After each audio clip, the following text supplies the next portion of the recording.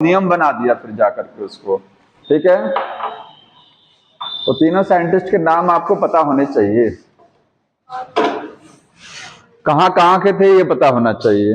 देखिए इस चैप्टर में सवाल बहुत ज्यादा इंपॉर्टेंट हैं, बाकी किसी चैप्टर में इतने न्यूमेरिकल कहीं है ही नहीं है। समझ में आ रहा है? लास्ट टाइम मैंने आपको डोमिनेंस बताया था कि डोमिनेंस होता क्या है, लॉ ऑफ डोमिनेंस। एक बार देख लीजिए, रिवाइज कर लीजिए लॉ ऑफ डोमिनेंस। इस लॉ में क्या बताया गया है कि अगर दो इंडिविजुअल को क्रॉस कराते हैं, कैसे इंडिविजुअल? जिनके अंदर कॉन्ट्रास्टिंग ट्रेट है। कॉन्ट्रास्टिंग ट्रेट समझते हैं? एक टॉल है और एक क्या है, डॉर्फ है। ये दोनों क्या है? कॉन्ट्रास्टिंग ट्रेट है। जब इनको क्रॉस कराया जाएगा तो फर्स्ट जनरेशन में क्या आएंगे? सभी टॉल आएंगे, मतलब सब डोमिनेंट ट्रेट आएगा। और रिसेसिव ट्रेट फर्स्ट जनरेशन में नहीं आता है। क्यों होता है ऐसा? डोमिनेंट एलील के कारण, क्योंकि एक एलील डोमिनेंट है, दूसरा क्या, रिसेसिव है।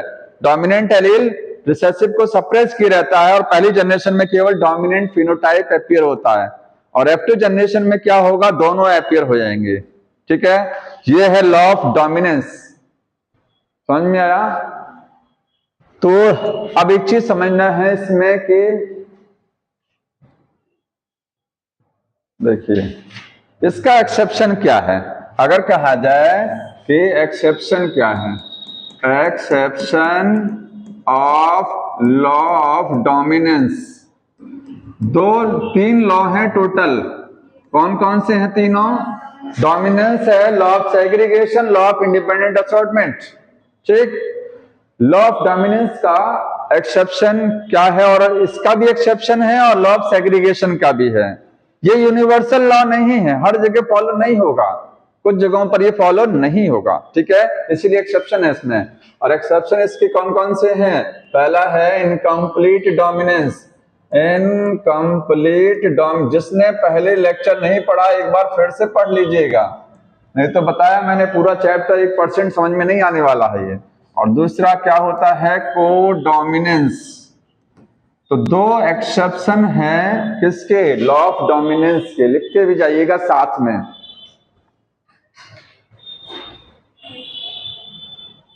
नहीं लिखेंगे तो आपके पास कुछ बचेगा नहीं कि मैंने पढ़ा क्या है, एक चीज जान लीजिएगा। बुक में ऐसा लिखा हुआ ना कि पढ़ नहीं पाएंगे, तो ब्रिटिश लैंग्वेज लिखी गई है। तो दो इसके एक्सेप्शन है, इनकम्प्लीट है और कोडोमिनेंस। तो एक एक करके समझते हैं, यहां ये लॉ फॉलो नहीं होता है। मतलब डोमिनेंस जो लॉ है इज नॉट यूनिवर्सल, ये यूनिवर्सल नहीं है, यूनिवर्सल नहीं है। समझ में आया? क्योंकि इसका ये दो एक्सेप्शन है। अब इनकम्प्लीट डोमिनेंस क्या होता है? इनकम्प्लीट डोमिनेंस, इसमें यह बताया जाता है कि जब दो इंडिविजुअल, जब मैं कहता हूं इंडिविजुअल, इसका मतलब होता है प्लांट और एनिमल, कुछ भी हो सकता है। जब दो इंडिविजुअल, जैसे एक टॉल है और एक क्या है, डॉर्फ है, ये दो इंडिविजुअल हैं और ये इनके अंदर ये कॉन्ट्रास्टिंग ट्रेट वाले भी तो हैं कि नहीं है? When two individual containing the contrasting trait, ये कॉन्ट्रास्टिंग ट्रेट है ना, इनको जब क्रॉस कराया जाएगा तो पहली जनरेशन में क्या आना चाहिए? डोमिनेंट आना चाहिए, आना चाहिए ना। आपके हिसाब से क्या आना चाहिए? टॉल। ठीक है, अगर इससे हटके कुछ आ रहा है तो इसका मतलब वो डोमिनेंस फॉलो नहीं हो रहा है, वो इनकम्प्लीट डोमिनेंस है। ठीक है, तो F1 जनरेशन में कोई तीसरा कैरेक्टर आ जाता है, कुछ नया आ जाएगा। तो इनकम्प्लीट में क्या होता है? देखिए एग्जाम्पल पहले समझ लीजिए तब डेफिनेशन लाते हैं। ये कहां कहां फॉलो होती है, इसका एग्जाम्पल क्या? इनकम्प्लीट का एग्जाम्पल देखिए पहले। इसका एग्जाम्पल है स्नैपड्रैगन, स्नैपड्रैगन। ठीक है, स्नैपड्रैगन को डॉग फ्लावर भी बोलते हैं, डॉग फ्लावर। और इसका साइंटिफिक नेम क्या है? एंट्रीनम।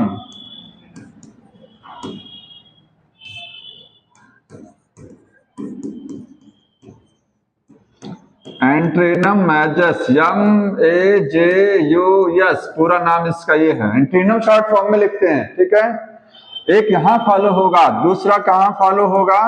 सेकंड एग्जांपल इसका है मिराबिलिस जलपा, मिराबिलिस, ये बुक में शायद नहीं लिखा गया होगा, जे जल्लापा है ये, ठीक है। इसको 4 o'clock प्लांट बोलेंगे, 4 o'clock प्लांट। अगर जेनेटिक्स ढंग से समझ के जो लोग बीएससी कर रहे हैं, बहुत आसान हो जाएगा ये। मॉलिक्यूलर जेनेटिक्स ही सबसे ज्यादा इंपॉर्टेंट चीज है, ये प्लांट है, ठीक है। इसको 4 o'clock क्यों बोलते हैं? क्योंकि ये 4 बजे दोपहर के में, सुबह नहीं, दोपहर के 4 बजे से 5 बजे के बीच में ये ब्लूम करता है, खुलता है, फ्लावर खिलता है। समझ में आया? और ये 2 जगह आपको इनकम्प्लीट डोमिनेंस हो गया। एक और तीसरा है एंडालुसियन फाउल, एंडालुसियन फाउल, जो मुर्गी होते हैं तो उसमें आपने देखा होगा व्हाइट कलर तो होता ही है, साथ में क्या है, ब्लैक कलर जो है, रेड कलर का होता है, ब्राउन कलर का मुर्गा होता है ना, और एक क्या है, व्हाइट कलर के, ठीक है। जब उनको क्रॉस कराएंगे तो रेड नहीं आएगा, क्या आएगा, ब्लू आ जाएगा। समझ में आया? तो यहां पर ये 3 एग्जांपल एक एक करके समझिए। जैसे स्नैपड्रैगन में क्या होता है, स्नैपड्रैगन में कहिए, और या फिर क्या कहिए 4 o'clock, इसमें दोनों में एक ही कलर है, दोनों में सेम एग्जांपल चलेगा। स्नैपड्रैगन में जब हम रेड फ्लावर को, किसको क्रॉस कराते हैं, रेड फ्लावर को, ठीक है। एक फ्लावर उसका कलर क्या है, रेड है, उसको व्हाइट फ्लावर के साथ, व्हाइट फ्लावर वाले प्लांट के साथ क्रॉस कराते हैं। रेड का जीनोटाइप क्या लिखेंगे, आर फॉर रेड होता है, तो व्हाइट को डब्ल्यू से नहीं लिखेंगे, ध्यान रखिएगा, व्हाइट डब्ल्यू से नहीं, क्योंकि गलत हो जाएगा। कैरेक्टर तो एक ही, ये कलर है ना, कैरेक्टर कितने हैं इसमें, सिंगल कैरेक्टर, फ्लावर का कलर है, कैरेक्टर एक है, फ्लावर का कलर, उसमें 2 वैरायटी है कि वो रेड फ्लावर है कि व्हाइट फ्लावर वाला, तो ये 2 वैरायटी जो है ये ट्रेट है, ठीक है। कैरेक्टर तो एक ही है ना, फ्लावर का कलर, इसीलिए आर लिखा तो डब्ल्यू नहीं लिखा जाएगा, क्योंकि जीन सेम रहना चाहिए, तो इसका स्मॉल लेटर लिखा जाएगा, स्मॉल आर। जैसे कैपिटल टीटी लिखते थे तो वहां द्वार के लिए डी नहीं लिखते थे, वो स्मॉल टीटी लिखा जाता था। जीन वही है, ठीक है। तो पहली जनरेशन में क्या आएगा बताइए, कैपिटल आर स्मॉल आर आएगा ना, आता भी है। तो ये आपके हिसाब से क्या होना चाहिए, रेड होना चाहिए था लॉ ऑफ डोमिनेंस में, लेकिन ये क्या हो जाएगा, पिंक हो जाएगा। तो F1 जनरेशन में क्या आएंगे, सब पिंक आ जाएंगे ऑल, ठीक। अब इसी को जब सेल्फिंग कराएंगे, क्या कराएंगे, सेल्फिंग। तो सेल्फिंग मैंने बता दिया कैसे कराया जाता है, इसको 2 बार लिखेंगे और फिर इस तरीके से गैमीट बनाएंगे, तो कॉम्बिनेशन आएगा आर आर और R small r small small r, ये 4 पॉसिबिलिटी आ जाएगी आपके पास में, ठीक है। इसमें से एक क्या रहेगा, अब जीनोटाइप फिनोटाइप रेशियो बताइए, जीनोटाइप रेशियो कितना है यहाँ पर, और फिनोटाइप रेशियो कितना है बताएंगे। जीनोटाइप का मतलब जीन देखेंगे तो इसके तरीके से कोई नहीं है, इसकी तरीके से कोई नहीं है, 1 और 1, ये 2 है तो इनको 2 एक साथ लिखेंगे, एक जैसे है 2, 1 to 1 का जीनोटाइप रेशियो आ गया।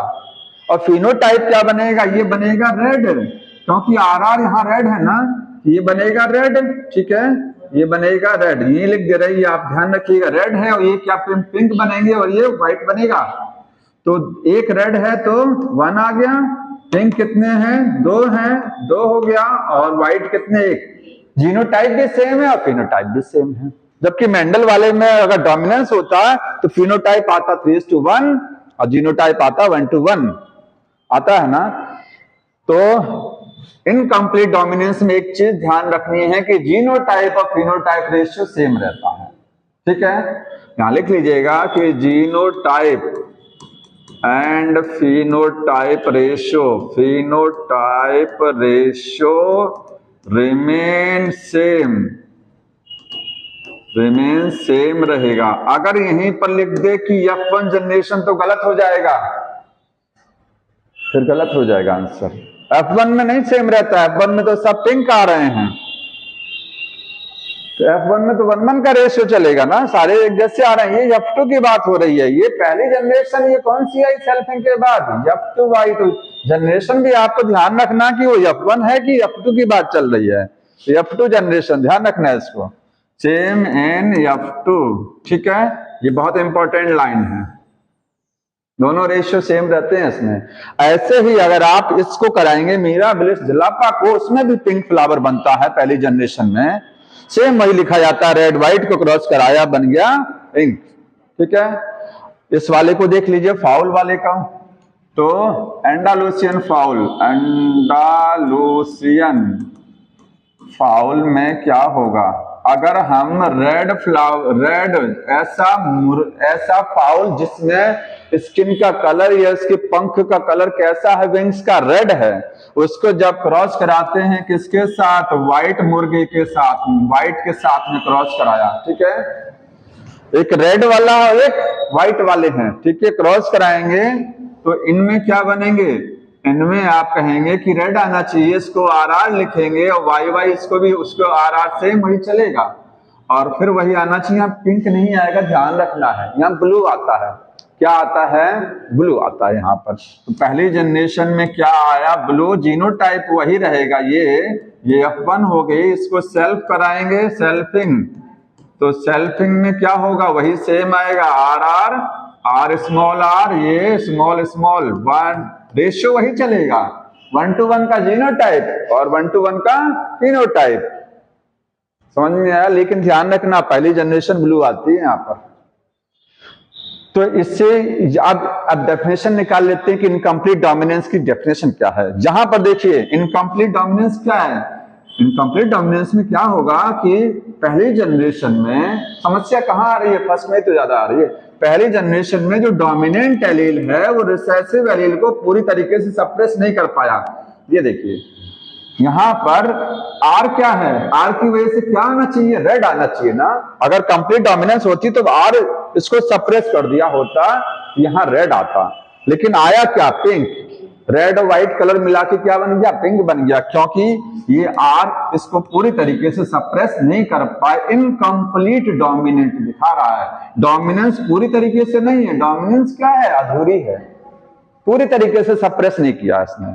ठीक है, तो यहां पर इसकी डेफिनेशन लिख लीजिएगा, इसकी डेफिनेशन कि डोमिनेंट एलील जो होगा इसमें डू नॉट कंप्लीटली सप्रेस करेगा रिसेसिव एलील। रिसेसिव एलील को पूरी तरीके से सप्रेस नहीं कर पाता है, तो एक नया कैरेक्टर अपीयर होता, तो होगा क्या, न्यू ट्रेट। कैरेक्टर नहीं कहेंगे, कैरेक्टर तो वही की है, फ्लावर का कलर है, कैरेक्टर तो सेम चल रहा है, ट्रेट नया आ जाएगा, न्यू ट्रेट अपीयर होगा, अपीयर इन F1 में आएगा नया, F2 में भी तो नया आएगा, क्योंकि पिंक F1 में तो सब पिंक आ रहा और F2 में भी तो पिंक आ रहा, तो F1 में मेनली क्या है, सबसे पहले F1 में आएगा, नया ट्रेट आएगा जो पेरेंट में नहीं होगा, नॉट इन द पेरेंट। ठीक है, हाँ, नॉट इन पेरेंट, आपको पेरेंट में नहीं दिखाई देगा। एक चीज बताइए, ये क्रॉस आप देख रहे हैं, या इसमें देखिए एक चीज लिख लिया, ऐसा जहां तक हो गया ना, हम बताइए। हाँ, ये क्या पार्शियल क्या कर रहे हैं,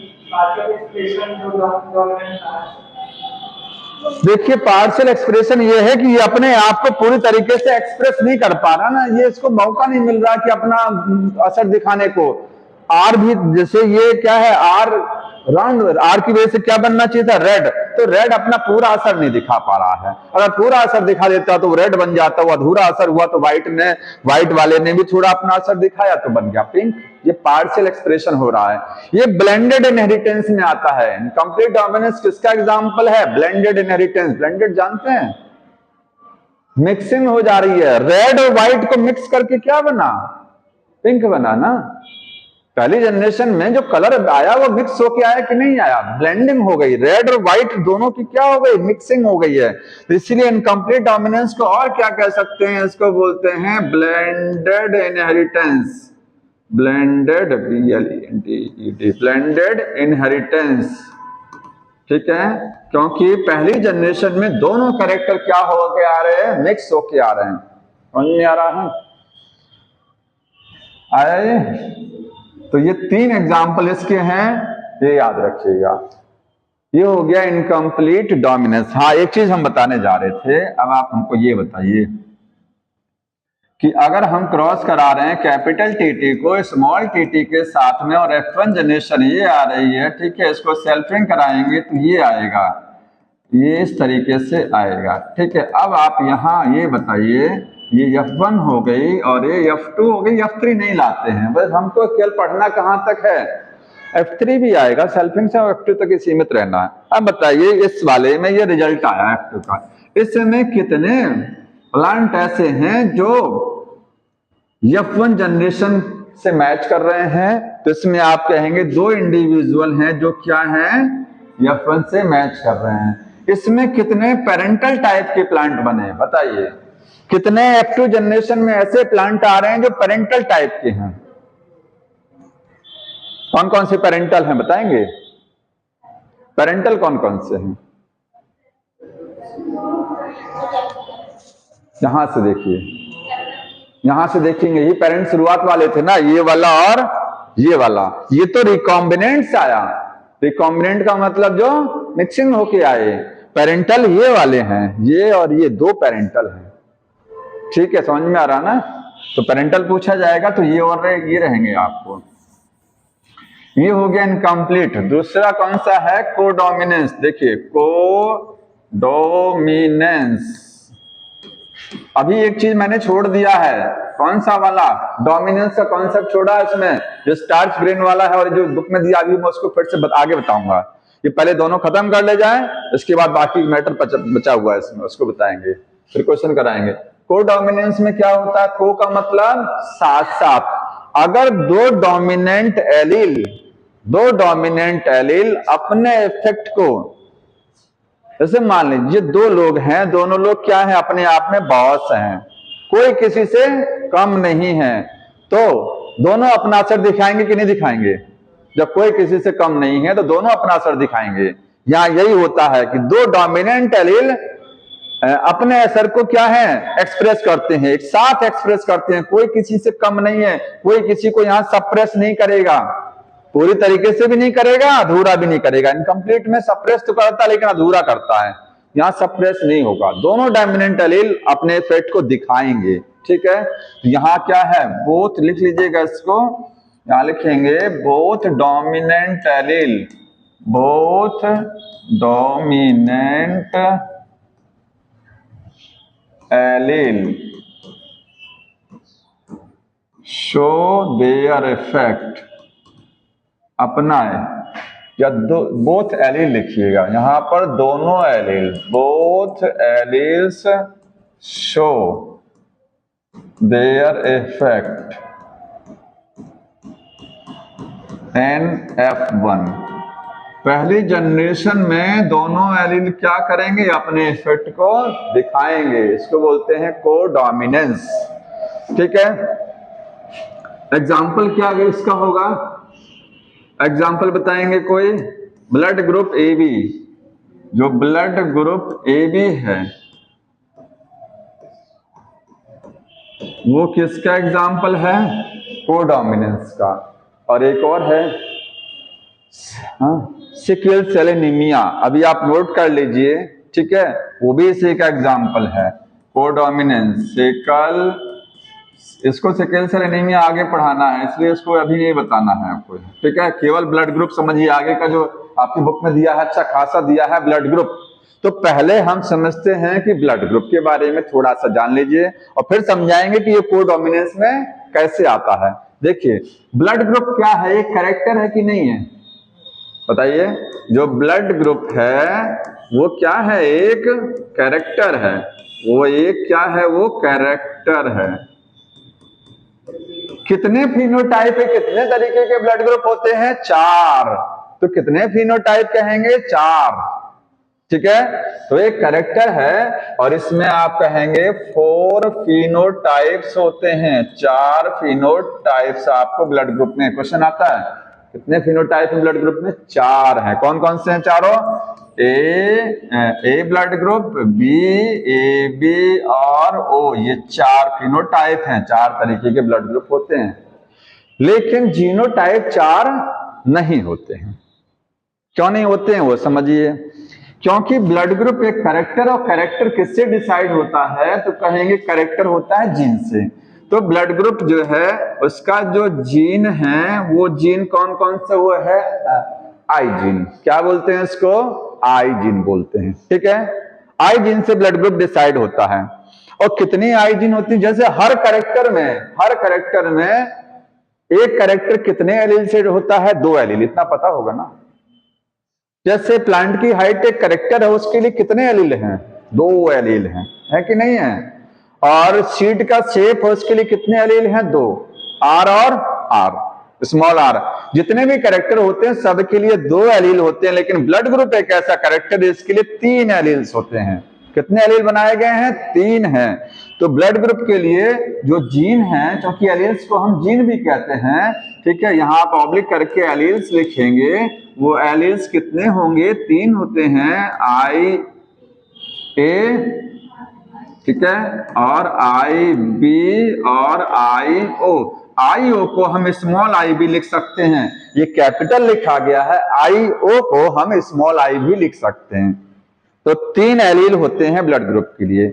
इसीलिए ब्लड ग्रुप जो है, ब्लड ग्रुप वो क्या है, मल्टीपल एलील्स हैं। एक फिनोमेना होती है मल्टीपल एलीलिज्म।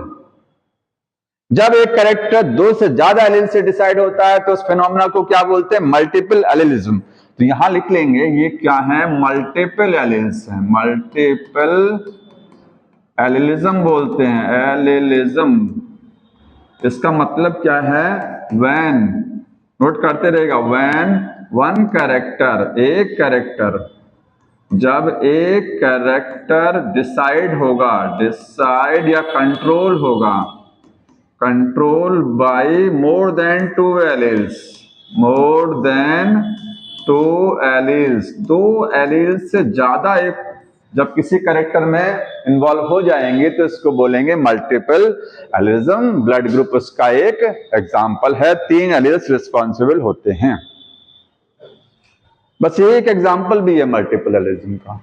ठीक है, अब आई जो है, अब जैसे आप जानते हैं ब्लड ग्रुप ए है, तो इस ए का मतलब क्या होता है कि उस पर्सन के ब्लड में जो आरबीसी है उस पर एक विशेष प्रकार की प्रोटीन है, उसको क्या बोलते हैं, A antigen. Blood group B है तो उसमें ब्लड आरबीसी जो उसकी है उसमें बी प्रोटीन है। ए बी वाले में दोनों प्रोटीन है, ओ ब्लड ग्रुप में आरबीसी पर कोई एंटीजन नहीं है, कोई प्रोटीन नहीं होती है। ये पढ़ा दिया आपको उधर, ये थोड़ा सा जिक्र किया गया बुक में इसके बारे में। ठीक, अब जितने ब्लड ग्रुप हमारे पास में है सभी के जीनोटाइप देख लीजिए। अभी हम ये नहीं समझ रहे हैं, कोडोमिनेंस अभी समझाएंगे, उसका एक example A B blood group है। पहले आप ब्लड ग्रुप के बारे में जैसा दिया उस हिसाब से देखिए। अगर यहां मैं लिख रहा हूं ब्लड ग्रुप, थोड़ा सा पहले ब्लड ग्रुप के बारे में देख लेते हैं जैसा बुक में लिखा है, ठीक है, तब इसको समझेंगे। अभी ब्लड ग्रुप ए है, ब्लड ग्रुप बी है, और ए बी है, और ओ है। ठीक है, ए ब्लड ग्रुप है, उसके लिए जीन कौन कौन सा होगा, तो आई ए, आई बी, आई ओ, ये 3 एलील हैं। तो ए ब्लड ग्रुप है तो इसके लिए लिखेंगे आई ए, एक जीन ये भी हो सकता कॉम्बिनेशन, और दूसरा क्या होगा, आई ए आई ओ। ठीक है, दूसरा हो सकता है आई ए और आई ओ, या आई ओ को स्मॉल आई भी लिख सकते हैं। ये होमोजाइगस और हेटेरोजाइगस कंडीशन है। जैसे कैपिटल टी टी और कैपिटल टी स्मॉल टी दोनों टॉल ही तो बनता है, ऐसे ब्लड ग्रुप ए में ये भी ए बनेगा और ये भी ए, क्योंकि ये ओ रिसेसिव है यहाँ पर। ठीक है, ब्लड ग्रुप बी में आई बी हो गया, और आई बी और आई बी और आई ओ। ए बी में आई ए और आई बी, और ओ में आई ओ और आई ओ, आई ओ और आई ओ। अगर डायग्राम में दिखाएंगे तो ए ब्लड ग्रुप में जो आरबीसी आप दिखाएंगे उस आरबीसी पर कौन सा एंटीजन दिखाएंगे आप, आई ए वाला। आई ए नहीं दिखाएंगे, आई ए तो जीन है, आई ए तो जीन है जिसकी वजह से वो एंटीजन बनेगा, क्योंकि ए ब्लड ग्रुप के पर्सन में आरबीसी पर कौन सा एंटीजन लगा होता है, ए वाला, और वो एंटीजन बना कहां से, आई ए एलील बनाया उसको, क्योंकि जीन ही तो प्रोटीन बनाती हैं। और ये प्रोटीन है तो कहां से बनी, इससे बनी या इससे बनी, समझ में आया। ठीक है, ये नहीं लगा होगा कभी, ये मत सोचिए कि आई ए यहां लगा होगा, आई ए लगा नहीं होता, आई ए तो जीन है जिसकी वजह से वो प्रोटीन बनी है जो यहां लगी हुई है। ओ वाले पर कोई प्रोटीन नहीं है, क्योंकि ओ वाले पर क्या है, आई ओ दोनों रिसेसिव और रिसेसिव से कोई पर्टिकुलर प्रोटीन यहां नहीं बनती है, कोई प्रोटीन नहीं बनेगा, इसलिए वो ब्लड ग्रुप में कोई प्रोटीन आरबीसी पर होता ही नहीं है। समझ रहे हैं ना इस चीज को, कोई प्रोटीन नहीं लगेगा यहां पर। और ए बी वाले पर दोनों प्रोटीन लगेगा, ए वाला भी लगेगा, बी प्रोटीन, क्योंकि दोनों टाइप के एलील यहां पर हैं। आइए अब देखिए ब्लड ग्रुप के लिए कितने फिनोटाइप हैं ब्लड ग्रुप में, तो 4 फिनोटाइप्स होते हैं, क्योंकि 4 टाइप के ब्लड ग्रुप हैं तो फिनोटाइप कितने हो गए 4, लेकिन जीनोटाइप कितने होते हैं, तो 6 जीनोटाइप होते हैं। ब्लड ग्रुप के लिए कितने जीनोटाइप रिस्पॉन्सिबल हैं टोटल, 6। देखिए 1 2 3 4 5 6 जीनोटाइप है कि नहीं है, ये पूछा जाता है कितने जीनोटाइप हैं, तो 4 फिनोटाइप होंगे, एंड करके लिखेंगे 6 जीनोटाइप। 6 जीनोटाइप हैं और 4 फिनोटाइप हैं ब्लड ग्रुप में टोटल, और आपके ये 6 जीनोटाइप दिख रहे हैं, 6 जीनोटाइप। ठीक है, अब इसमें कुछ क्वेश्चन आता है, वो एक दो सवाल देख लीजिए थोड़ा सा ब्लड ग्रुप से संबंधित, ठीक है, तब इस पर आ जाते हैं कोडोमिनेंस। तो जरा सा 2 मिनट का काम है बताना, अभी इसको मैं बता दूंगा फिर से। देखिए क्वेश्चन आएगा कि फादर का ब्लड ग्रुप ए है, फादर का ब्लड ग्रुप ए है, और बच्चे का ब्लड ग्रुप, मदर का क्या है, मदर का बी है, तो चाइल्ड का निकाल दीजिए, मदर। बताएंगे कैसे निकलेगा,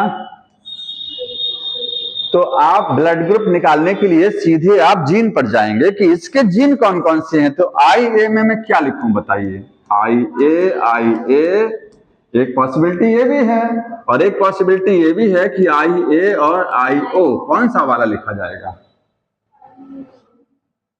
दोनों तो लिखेंगे नहीं, दोनों नहीं लिखेंगे, एक ही लिखेंगे, इसमें से कौन सा वाला लिखें हम, नीचे वाला।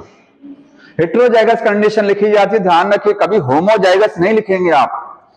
क्वेश्चन में अगर कहेगा कि देखिए क्वेश्चन में बोलेगा वो साफ साफ कि father is homozygous for blood group A, तब ये लिखा जाएगा पहला वाला।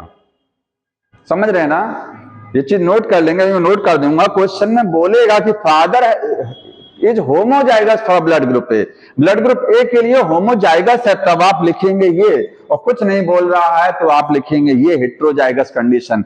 ठीक है, यहां मेंशन कौन सा किया जाएगा, यहां पर किया जाएगा आई ए आई ओ, ये नोट कर लीजिए, नोट कर लीजिएगा। इफ नथिंग इज सेइंग, कुछ नहीं कहा जा रहा है, ठीक है, देन क्या यूज करेंगे, यूज हेट्रोजाइगोट्स, हेटेरोजाइगस कंडीशन। और अगर कहा जाएगा क्वेश्चन में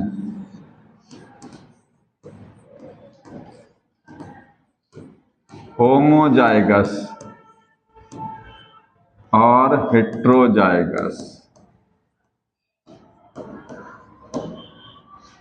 ठीक है, अगर बोलेगा कि पेरेंट क्या है, होमोजाइगस बोलेगा, ए के लिए है, बी के लिए हेट्रोजाइगस है, तो आप ऐसा यूज करेंगे। ठीक है, देन यूज पर्टिकुलर, तब हम पर्टिकुलर जो है जीन यूज करेंगे उसके लिए। ठीक है, वो वाली जो कहेगा, तो कुछ नहीं कहा जा रहा है तो हेट्रोजाइगस। अब आप देखिए मदर में कुछ नहीं कहा जा रहा है, आई बी आई ओ, अगर मदर में बोला कि mother is homozygous for B, तो आई बी लिख दिया जाएगा तुरंत। अब आप कर लेंगे, अब बनेगा कॉम्बिनेशन कौन सा, अब यहाँ वो नहीं बनेगा कि टॉल डॉर्फ लेकर आए कि और ये टॉल बनेगा, नहीं, यहाँ ये मैच कराया जाएगा, यहाँ 4 पॉसिबिलिटी आएंगी, तो चारों पॉसिबिलिटी सबको पता है, ये ए बी बन जाएगा पहला इससे मैच, और ये हो जाएगा आई ए आई ओ, और तीसरा है आई बी आई ओ, और आई ओ और आई ओ। चारों ब्लड ग्रुप यहाँ पर आपके आ गए, ए बी ब्लड ग्रुप हो गया, ए ब्लड ग्रुप, बी हो गया, और ओ ब्लड ग्रुप आ गया ना। कहा जाए कि इसमें ये बताइए कि ब्लड ग्रुप ए की पॉसिबिलिटी तो 25% में, एक सबकी 25% में आ रही है ना। ठीक है, ये हो गया। अब दूसरा एक और देख लीजिए, फादर का दे देगा, बी, ठीक है। पॉसिबिलिटी आएगी, बच्चे का क्लियर नहीं होगा।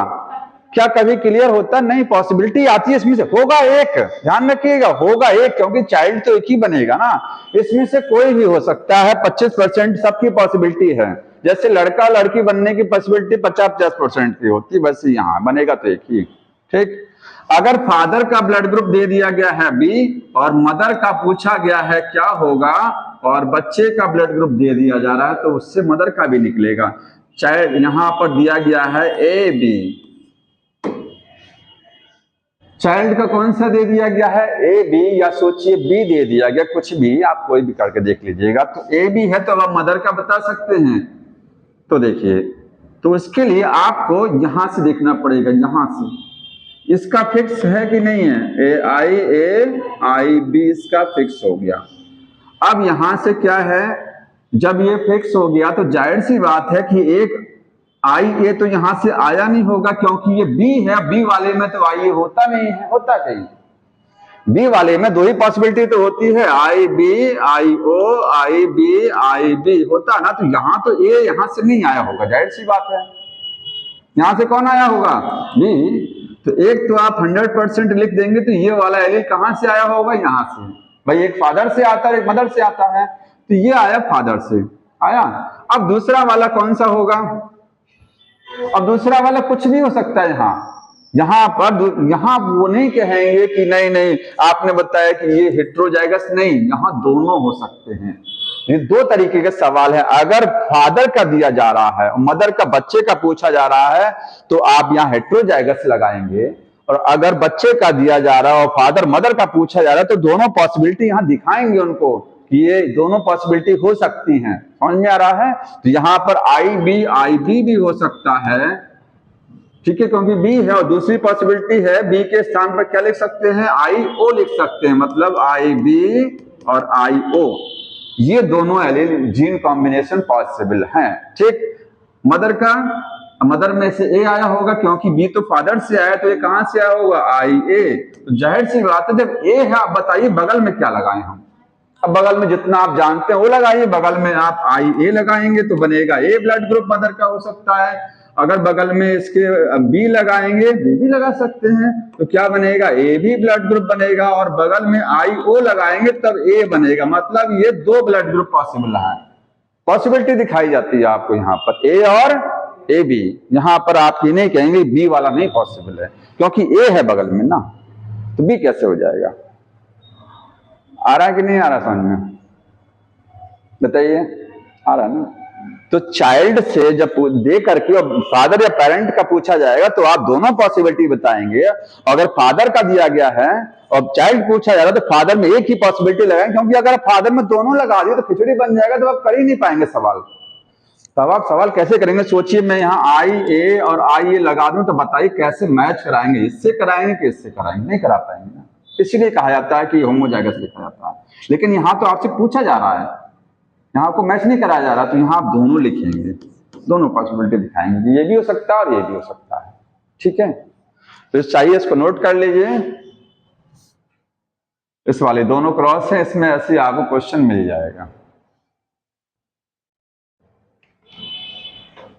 अब कोडोमिनेंस का एग्जाम्पल कौन सा होता है, उस पर आ जाइए। अभी जो चल रहा था कि कोडोमिनेंस में ब्लड ग्रुप ए बी जो है, ए बी ब्लड ग्रुप, वो कोडोमिनेंस है, क्योंकि ए बी ब्लड ग्रुप में आई ए लिखेंगे और आई बी।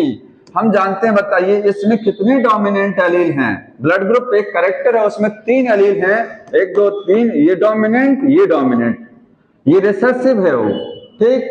2 डोमिनेंट, तो ब्लड ग्रुप ए बी वाला जो ब्लड ग्रुप होता है ये वाला, इसमें दोनों एलील क्या हैं? डोमिनेंट हैं। यही कोडोमिनेंस का एग्जांपल है। ए और बी कोई किसी से कम नहीं है, दोनों अपने आप में क्या हैं? सुपर हैं, ठीक।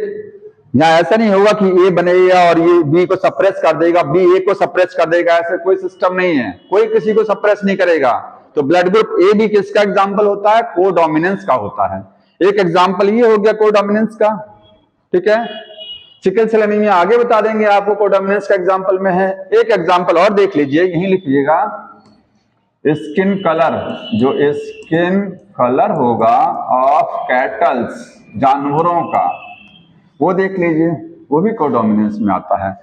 तो तीसरा एग्जाम्पल स्किन कलर बताइए। हाँ हाँ हाँ बता रहे हैं, वो छूट गया एक ऑफ कैटल, CA। देखिए एक पॉपुलेशन बढ़ गई, पॉपुलेशन में तीन एलील जो होते हैं ना, एक कैरेक्टर के लिए 3 एलील, वो केवल पॉपुलेशन में देखने को मिलते हैं। एक जो है 2 एलील से कैरेक्टर डिसाइड होता है। कितने एलील से? 2 एलील से कैरेक्टर डिसाइड होगा। लेकिन ब्लड ग्रुप में कितने एलील हैं? 3, A, B और O, ये 3 एलील से कैरेक्टर डिसाइड होता है। वो कैरेक्टर क्या है? ब्लड ग्रुप कैरेक्टर है। लेकिन ये तीनों एलील एक पर्सन में देखने को नहीं मिलेंगे। एक पर्सन में तो 2 ही मिलते हैं ना, आप देखे होंगे। IA, तीनों थोड़ी ना मिले एक में, एक में तो 2 ही मिलते हैं। तीनों कहां मिलेंगे? पॉपुलेशन में। इतने लोग बैठे हैं ना, किसी का ब्लड A होगा, किसी का B होगा, किसी का AB, किसी का O हो सकता है। तो तीनों एलील पॉसिबल हैं, लेकिन एक पर्सन में 2 ही एलील होते हैं, ध्यान रखिएगा। ये मल्टीपल एलिज्म कंडीशन किसके लिए होती है? ओनली फॉर पॉपुलेशन के लिए होती है, नॉट ए सिंगल पर्सन में नहीं होती है। ठीक है, इस चीज को नोट कर लीजिएगा, वहीं जहां लिखे हैं नोट कर लीजिएगा कि multiple allelism found only in population, केवल पॉपुलेशन में होगा, not in a single individual. क्योंकि एक पर्सन में 2 ही होगा। ठीक है, आगे लिख लेंगे single individual contain only 2 allele. एक कैरेक्टर के लिए 2 ही होता है। ठीक, हाँ भैया। इनहेरिटेंस किसमें मतलब?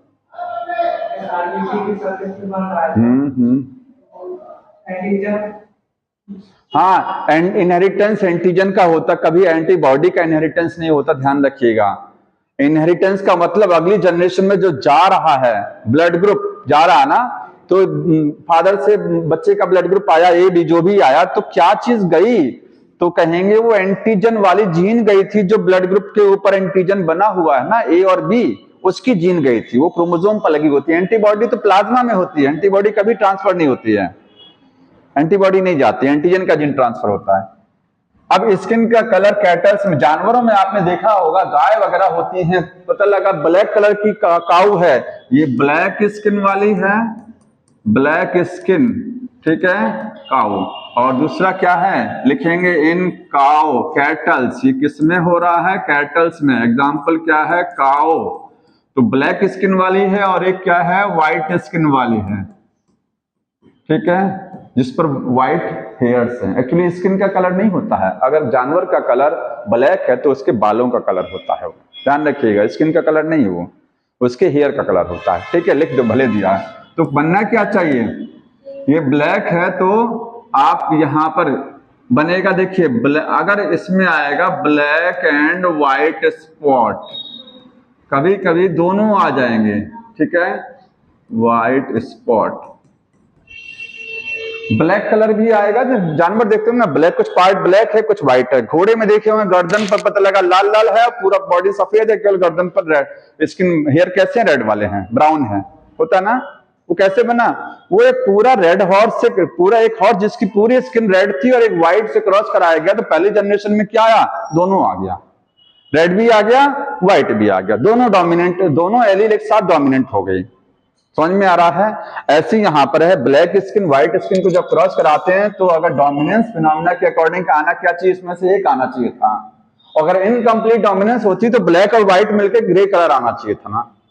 अगर डोमिनेंस होती तो दोनों में से एक आता, और इनकम्प्लीट होती तो मिक्सचर आता, मिक्सचर में दोनों मिले हुए होते ग्रे कलर, लेकिन दोनों साथ में आ रहे हैं, ब्लैक और व्हाइट स्पॉट आ रहे हैं स्किन पर, ये रोन कलर बोलते हैं। क्या बोलते हैं इसको? रोन कलर। रोन कलर वही होता है ब्लैक और व्हाइट स्पॉट, या जो व्हाइट और रेड स्पॉट, अगर रेड से क्रॉस कराया गया है तो रेड और व्हाइट स्पॉट आएंगे स्क्रीन पर। ठीक है, ये किसका एग्जाम्पल है? कोडोमिनेंस का है। तो हमने इनकम्प्लीट डोमिनेंस बता दिया आपको, इनकम्प्लीट के 3 एग्जाम्पल बताए, स्नैपड्रैगन बताया, मिराबिलिस जलापा बताया, एंडालुसियन फाउल बताया। एंडालुसियन फाउल में भी होती है। और कंप्लीट डोमिनेंस के कोडोमिनेंस का 3 एग्जाम्पल, एक ब्लड ग्रुप ए बी, और एक आपका ये स्किन का कलर, और तीसरा सिकल सेल एनीमिया, जो आगे पढ़ाना अभी नहीं बताया मैंने इसको, क्योंकि आगे पढ़ाएंगे इसको। ठीक है, तो ये यहां तक फिनिश हो गया। ये मेंडल के लॉ के एक्सेप्शन थे। अब आपको बहुत इंपॉर्टेंट चीज समझनी है, बुक में दिया है, जो अच्छे बच्चों को समझ में नहीं आता है, वो क्या है कि डोमिनेंस होता क्या है एक्चुअली में। 2 पैराग्राफ दिए गए हैं आपको, मैं पेज नंबर बता दूं, देखिए यहां से देखेंगे। एक तो आपका ये जो डायग्राम इनकम्प्लीट वाला दिया गया, इसके नीचे पैराग्राफ है, ये बताया गया एक्चुअली में डोमिनेंस होता क्या है। किसी को डोमिनेंट एलील बोल दिया गया, किसी को रिसेसिव, मतलब क्या है उसका ये। ठीक है, और इसी को आगे दे दिया गया है, इसी का आधा पार्ट आगे किया गया है यहाँ पर, ये देखिए स्टार्च ग्रेन। ठीक है, 2 अलग अलग जगहों पर मैं दोनों को मिलाकर के एक जगह आपको बताऊंगा। समझ में आया? तो दोनों को एक जगह नोट करेंगे, इसको लिखेंगे कॉन्सेप्ट ऑफ डोमिनेंस।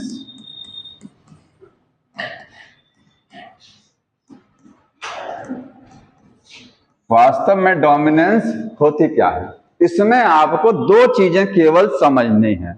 2 हेडिंग के तौर पे आपको बता दूं क्या समझना है। पहली चीज हम समझेंगे what is dominance, what is, या डोमिनेंस क्यों होती है। ठीक है, कोई एलील डोमिनेंट बोल दिया जाता है, कोई एलील बोल दिया जाता है ये रिसेसिव है, ऐसा क्यों बोला जाता है। व्हाट इज डोमिनेंस, डोमिनेंस क्या है, या फिर आप कहेंगे वाई वन एलील, एक एलील जो है डोमिनेंट है, डोमिनेंट, एंड अदर क्या है, रिसेसिव है। क्यों उसको हम रिसेसिव बोल देते हैं, क्या ऐसा है कि वो रिसेसिव हो गया, और क्या ऐसा है कि वो डोमिनेंट। अभी तक आप केवल इतना जानना है कि डोमिनेंट है तो कैरेक्टर शो करा रहा है, पहली जनरेशन वही को डोमिनेंट बोलते हैं। कैसे वो कैरेक्टर शो करा रहा है, क्यों उसको डोमिनेंट बोला जाता है, क्यों, मैकेनिज्म क्या है। और दूसरी चीज क्या समझेंगे कि जो डोमिनेंस फिनोमेना है, it is not a autonomous feature of any gene, किसी जीन की वरासत नहीं है। ऑटोनोमस का मतलब होता है स्वायत्त, सेल्फ। ठीक है, अपनी मनमर्जी। जीन अपने हिसाब से डोमिनेंस नहीं दिखाती है, ये उसकी जो है वरासत नहीं है कि हम जो चाहेंगे वो कैरेक्टर बना ले जाएंगे, ऐसा नहीं होता है। ठीक है, अभी आप इतना नोट कर लीजिए, अभी समझेंगे कि डोमिनेंस यहां लिखेंगे, ये अगले पैराग्राफ में जो बताया वहां लिखा गया, ये डोमिनेंस इज नॉट, इसको बहुत ध्यान समझिएगा, not an autonomous feature of A gene.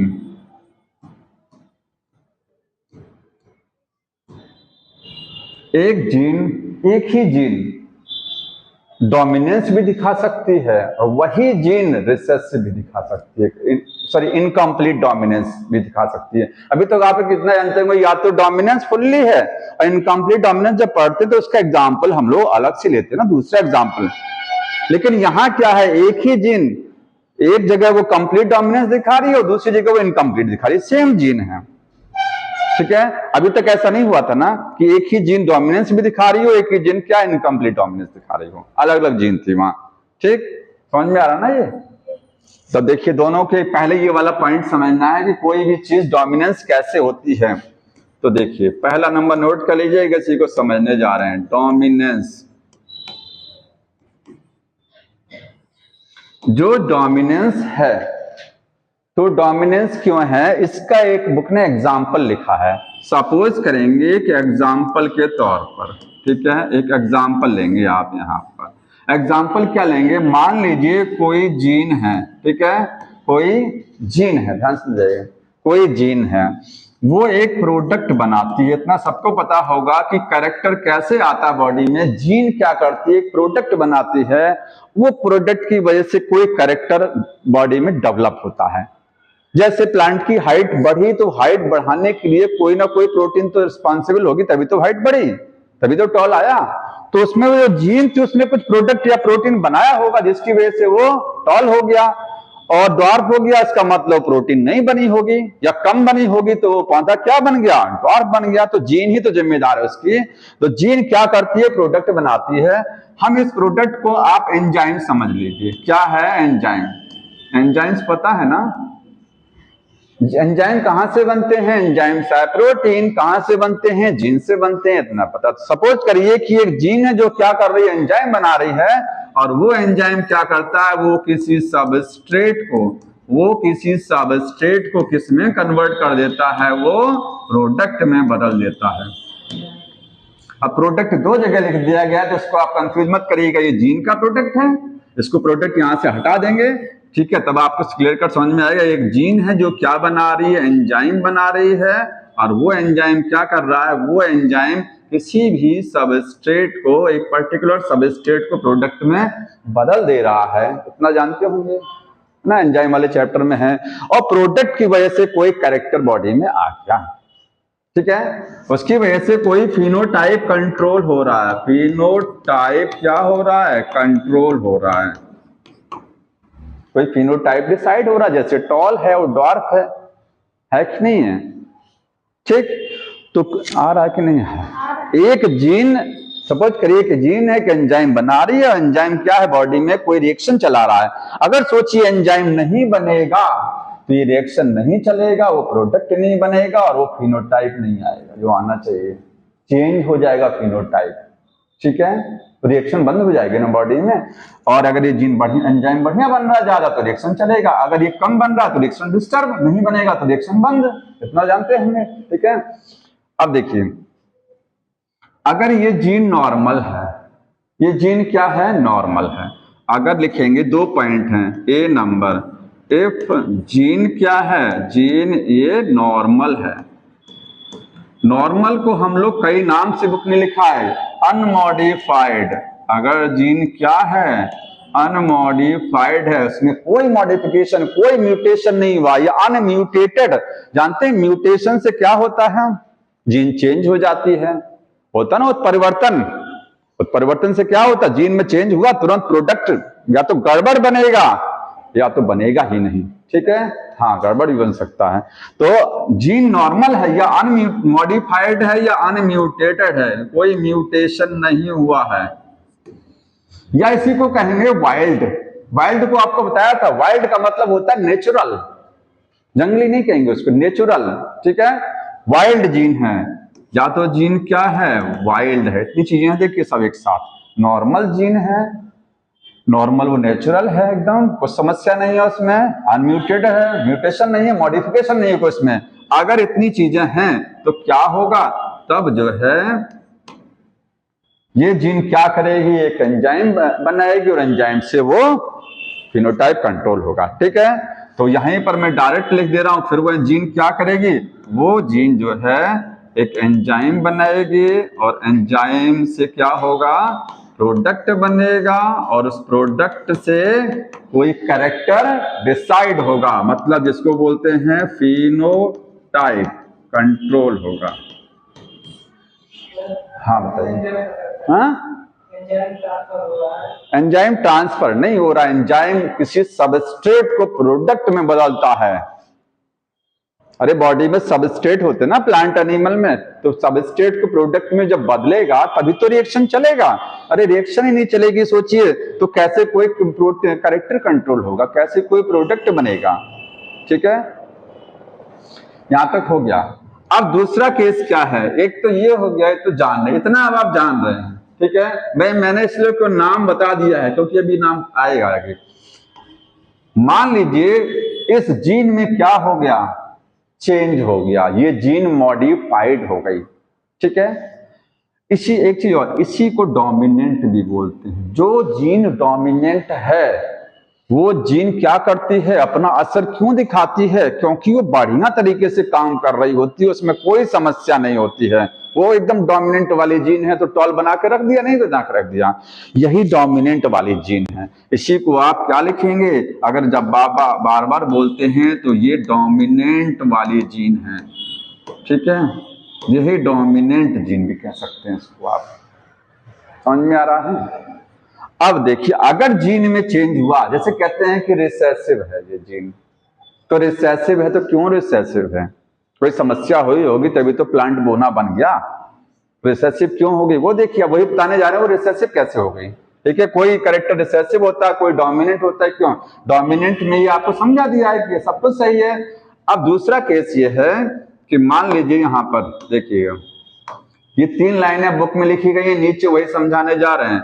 अगर मान लीजिए इफ जीन में क्या हो गया है, मॉडिफिकेशन, जीन मॉडिफाइड हो गई, तो मॉडिफाइड हो गई इसका मतलब कुछ चेंज हुआ होगा। चेंज क्या हो, म्यूटेशन हुआ होगा, तो म्यूटेटेड हो गया वो, उसमें कुछ जीन में चेंज आया होगा, ठीक है, नाइट्रोजन बेस में म्यूटेटेड, या फिर वो क्या हो गया, अब नॉर्मल हो गया। वो नॉर्मल ना रह के क्या हो गया, वो यहाँ नॉर्मल थी वो अब नॉर्मल हो गई, ठीक है, थोड़ा हटके हो गया जीन।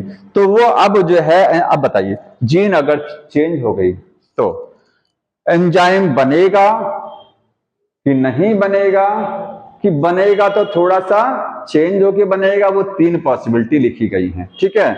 अब तीनों में अगर ये चीज होती है तो क्या होगा, तब क्या होगा, देन, तब यहां पर यही एरो लगाइएगा, यहीं पर ऐसे करके, और लिखने जा रहे हैं वो यहां लिखेंगे, ठीक है, उसको यहां आप सामने लिखिएगा। देन क्या होगा, पहला केस, अब बुक में 3 केस लिखे गए हैं तो ऐसे लिख देता हूं, लिखा गया है normal less efficient enzyme, normal या लेस इफिशिएंट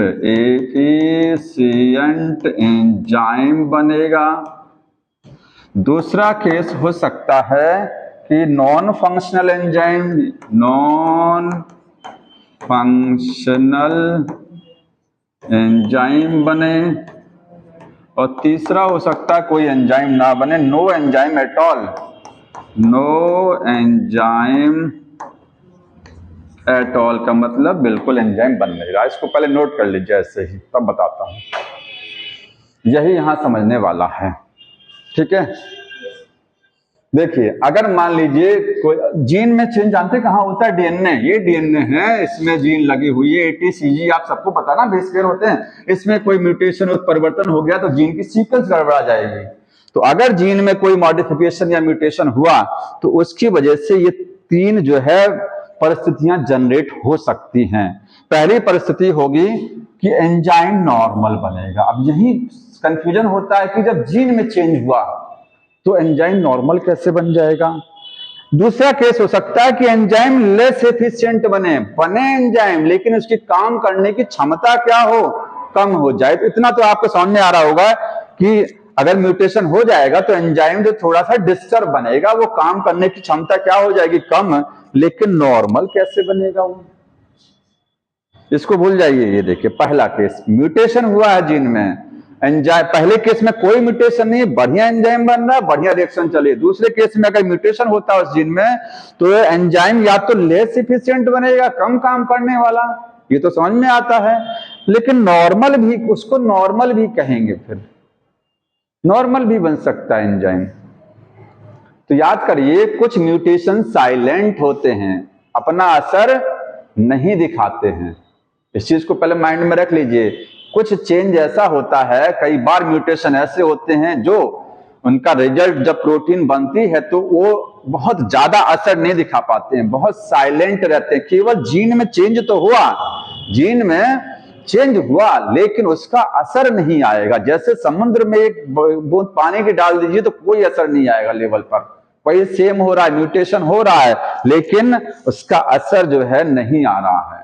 जैसे आपको मान लीजिए कोई पर्सन मिला और 5-6 साल पहले, और जो आपसे बात करने का रवैया उस समय था, और वही पर्सन अब आपको 5 साल बाद मिल रहा है, लेकिन वो अंदर से बहुत चेंज हो गया है, लेकिन आपके सामने नहीं लग रहा आपको कि वो बदल गया, आपसे बात कर रहा है, एकदम नॉर्मल नजर आ रहा, तो अंदर तो गड़बड़ हुई कि नहीं हुई है? उसके अंदर उसी से पूछेंगे तो वो कहे, उसके अंदर तो पता नहीं कितना क्रोध भरा है आपके खिलाफ में, लेकिन ऊपर से एकदम बढ़िया से बतिया रहा है, आपसे नहीं बतिया रहा है। तो चेंज हुआ है लेकिन असर नहीं दिखा रहा है। वही है कि नॉर्मल बनेगा, है भले म्यूटेशन हुआ है, और वो लेस एफिशिएंट। दूसरा केस है कि लेस एफिशिएंट, काम करने की क्षमता भी कम हो सकती है, ठीक है। दूसरा क्या है कि ऐसा म्यूटेशन हुआ कि एंजाइम नॉन फंक्शनल बन गया। एंजाइम बना तो सही लेकिन अभी काम नहीं कर रहा। पहले केस में नॉर्मल था, या तो कम काम करने वाला था, स्लो काम कर रहा था। दूसरे केस में ऐसा म्यूटेशन हुआ कि वो काम ही नहीं कर रहा, बना एंजाइम लेकिन वो काम ही नहीं कर रहा है, तो रिएक्शन नहीं चलेगी। इस केस में रिएक्शन नहीं चलेगा। और तीसरा केस है कि एंजाइम ही नहीं बना, ऐसा खतरनाक म्यूटेशन हो गया जीन में कि एंजाइम बना ही नहीं। तो नहीं बनेगा तो क्या होगा? तब रिएक्शन तब भी नहीं चलेगी। मतलब इन दोनों केसेस में रिएक्शन नहीं चलेगी, नो प्रोडक्ट, यहां कोई प्रोडक्ट नहीं बनेगा। तो प्रोडक्ट नहीं बनेगा तो फिनोटाइप चेंज हो जाएगा कि नहीं होगा? ठीक है, वो फिनोटाइप नहीं आएगा जो आप चाह रहे हैं, ठीक है। तो फिनोटाइप बदल जाएगा, फिनोटाइप क्या हो जाएगा? वो चेंज हो जाएगा, मतलब डॉट बन जाएगा। फिर वो टॉल टॉल नहीं रह जाएगा, वो क्या बन जाएगा? चेंज होकर के वो डॉट बना देगा तुरंत, ठीक है। यही रिसेसिव है। और जब कहते हैं कि कोई जीन रिसेसिव क्यों है, तो क्योंकि वो रिसेसिव इसलिए है क्योंकि वो जो जीन है, वो एंजाइम जो बना रही है, या तो एंजाइम नॉन फंक्शनल है या तो एंजाइम ही नहीं बन रहा है। तभी तो बोना बन गया। फिनोटाइप टॉल से हट करके क्या आ गया? चेंज हो गया फिनोटाइप। यहां फिनोटाइप दो केसेस में चेंज हो रहा है, इस केस में चेंज नहीं है, इसमें भी चेंज नहीं। अब इसको देखिए, अब एक लाइन लिखी गई है, ये जो अगर जीन मॉडिफाइड होती है तो जो पहला वाला पॉइंट है ये सेम इसकी तरह काम करता है। 5 साल बाद जो मिला था आपसे और जो पहले मिला था, दोनों क्या हैं? तो नींद आ रही है उसको, सो के नहीं आया क्या? सो के आया करिए। हाँ,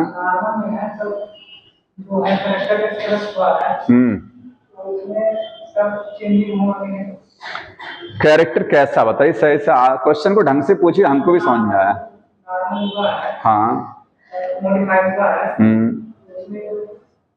कैरेक्टर अगर वो जो आना चाहिए वही आएगा तो ये केस है। अगर कैरेक्टर बदल गया, डॉर्फ बन गया, तो ये केस है। इस केस में आप कहेंगे जीन क्या है? रिसेसिव दिखा रही है, जीन रिसेसिव है क्योंकि वो एंजाइम नहीं बना रही, या तो एंजाइम नॉन फंक्शनल, किसी काम लायक नहीं बन रहा है, ठीक है। पहला वाला केस में डोमिनेंट जीन आपको लिख दिया है, ये जीन क्या है? डोमिनेंट ही, क्योंकि सब कुछ बढ़िया वाला बना रही है। इस वाले केस में क्या है? यहाँ पर म्यूटेशन तो हुआ है लेकिन हल्का वाला हुआ है, असर नहीं दिखा रहा है। ये भी क्या है? डोमिनेंट जीन है, ये भी डोमिनेंट जीन है। हाँ, डोमिनेंट जीन की तरीके से ये भी काम करेगा, दोनों डोमिनेंट जीन की तरीके से काम करेंगे, क्योंकि फिनोटाइप इसमें चेंज नहीं हो रहा ना। इसमें एंजाइम बढ़िया बन रहा है कि नहीं बन रहा है, ये बताइए ना। तो टॉल बनेगा कि नहीं बनेगा? यहाँ टॉल लाइन पढ़िए, बुक में लिखा गया है कि फर्स्ट केस जो है सेम बिहेव लाइक द इसकी अनम्यूटेटेड एलील, ठीक है। तो यहां पर लिख लेंगे, एक लाइन लिखिएगा नोट करके, अनम्यूटेटेड पहला वाला केस, ठीक है। अनमॉडिफाइड, पहले लिखेंगे ऐसे, modified, modified allele, modified allele. किस वाले केस की बात चल रही है? जहां पर नॉर्मल एंजाइम, फर्स्ट केस मैं लिख दूं यहां पर पहला वाला केस, ठीक है। पहला केस वहां से देख लीजिएगा, फर्स्ट केस मॉडिफाइड का पहला केस, ठीक है। वो क्या है? सेम है एज अनमॉडिफाइड एलील। मॉडिफाइड का पहला केस और जो अनमॉडिफाइड दोनों सेम है, and behave like dominant, behave like, वो डोमिनेंट समझिए उसको, वो डोमिनेंट एलील है, ठीक, वो डोमिनेंट एलील है दोनों। हाँ हाँ, पूरी तरीके से डोमिनेंट है। नॉर्मल एंजाइम और लेस एफिशिएंट एंजाइम बना रहा ना, क्योंकि म्यूटेशन ऐसा हुआ है कि उसका असर ही नहीं दिख रहा है। तो असर नहीं दिख रहा है तो भाई रिएक्शन को क्या चाहिए? रिएक्शन को, जैसे आपको आम खाने से मतलब है ना, गुठली से मतलब, वैसे रिएक्शन को चाहिए एंजाइम। अब वो एंजाइम कैसे बना उससे मतलब नहीं, बना है ना एंजाइम, काम कर रहा है ना, बस उसी वो चाहिए। हाँ, ये नॉर्मल एंजाइम बना है, एंजाइम में कोई समस्या नहीं है, क्योंकि एंजाइम जरा सा डिस्टर्ब हो जाएगा तो फिर काम नहीं चलेगा। नॉर्मल एंजाइम बना रहा है, इसलिए लिखा है नॉर्मल भी बन सकता है और लेस एफिशिएंट भी बन सकता है। ठीक, तो ये दोनों डोमिनेंट। अब आपको समझ में आएगा कि डोमिनेंट एलील कर कह रहे हैं, डोमिनेंस क्या है? तो डोमिनेंस वो है जहां पर अनम्यूटेटेड एलील या नॉर्मल एलील काम करते हैं, या ऐसा एलील जो मॉडिफाइड हुआ लेकिन असर नहीं दिख रहा है, वो एलील होते हैं, डोमिनेंस दिखाते हैं। और जो एलील चेंज हो जाते हैं उनमें एंजाइम नहीं बना पाते हैं, दो वाले केस वो रिसेसिव एलील होते हैं। ठीक है, अब एक चीज और देखिएगा इसमें,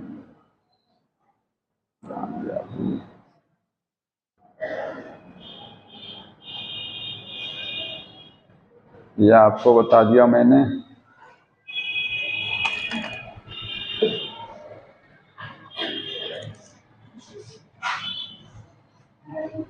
आ जाइए आ जाइए, और टाइम से आया करो, सब कुछ निकल जाता है तब आए हैं आप, सब मैंने पढ़ा खत्म कर दिया है। ये हो गया मॉडिफाइड एलील भाई, भाग। हाँ, क्या करें बताइए? कोई बात नहीं है भाई, उसके लिए कोई एक्सक्यूज नहीं है।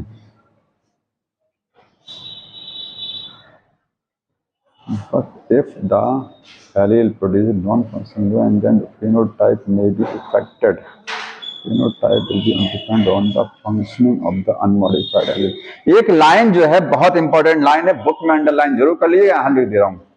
phenotype only dependent on the functioning of the unmodified allele.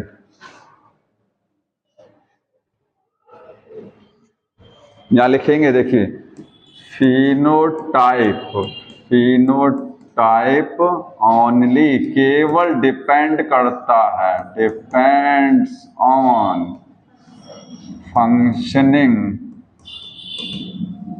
Of unmodified allele. बता सकते हैं इस लाइन का मतलब क्या है? ये इंपॉर्टेंट लाइन है, स्टेटमेंट में आता है, बहुत इंपॉर्टेंट है, इस लाइन को यहीं से नोट कर लीजिएगा। बताएंगे कोई इस लाइन का मतलब क्या है?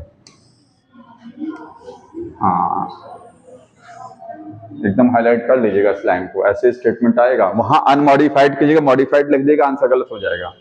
फिनोटाइप जो है वो डिपेंड करता है कि कैसा बनेगा। देखिए, अब तक मैंने दो केस बताया, या तो फिनोटाइप नॉर्मल तो डोमिनेंस, फिनोटाइप चेंज हुआ मतलब डॉर्फ बन गया तो रिसेसिव का केस। अब ये फिनोटाइप डिपेंड किस पर करता है? तो इसने तो लिख दिया कि फिनोटाइप डिपेंड करता अनमॉडिफाइड एलील पर।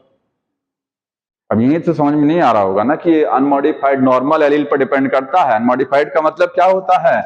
नॉर्मल वाला एलील, उस पर डिपेंड करेगा फिनोटाइप क्या होगा। ये लाइन आपको अगले पैराग्राफ से समझ में आएगी। ये भले यहां लिखा है इन्होंने, ये जानते हैं जो अगला मैंने आपको बताया, अगले पेज पर जहां कोडोमिनेंस खत्म हो रहा है, देखिए जहां ब्लड ग्रुप का टेबल बना है ना, ब्लड ग्रुप वाली टेबल, उसके आगे पेज पर जाएंगे और उसके आगे पेज पर एक पैराग्राफ समझा रहा है। कौन सा वाला? मल्टीपल एलिलिज्म के नीचे वाला पैराग्राफ पर आइए, वही इसका एक्सप्लेनेशन है। जो दूसरा पॉइंट बताने जा रहे थे आपको कि डोमिनेंस किसी की वरासत नहीं है, डोमिनेंस अपनी मर्जी से नहीं होती है, कोई जीन अपनी मर्जी से डोमिनेंस नहीं करा सकती है। ठीक है, दूसरा वाला पॉइंट लिखा था ना heading, dominance is not an autonomous feature of A gene, gene का खुद का फीचर नहीं है। कोई जीन अगर चाहे तो वो कोई जरूरी नहीं डोमिनेंस कराए, वो नहीं भी। अब तक तो आप यही जान रहे हैं ना कि अगर डोमिनेंट एलील है तो डोमिनेंस कराएगा, यही जाना है, डोमिनेंट एलील और डोमिनेंस कराएगा, ऐसा नहीं होता, क्योंकि इनकम्प्लीट फिर कहां से जाएगा?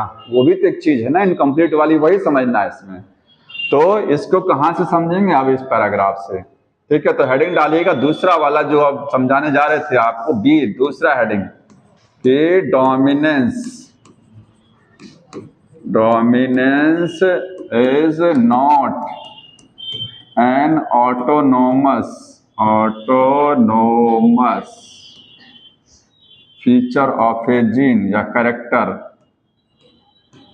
ऑफ अ जीन, किसी जीन का मन मर्जी नहीं है, ठीक है, वरासत नहीं है, जागीर नहीं है किसी जीन की ऑटोनॉमस। डोमिनेंस भी हो सकता है और इनकम्प्लीट भी हो सकता है ना।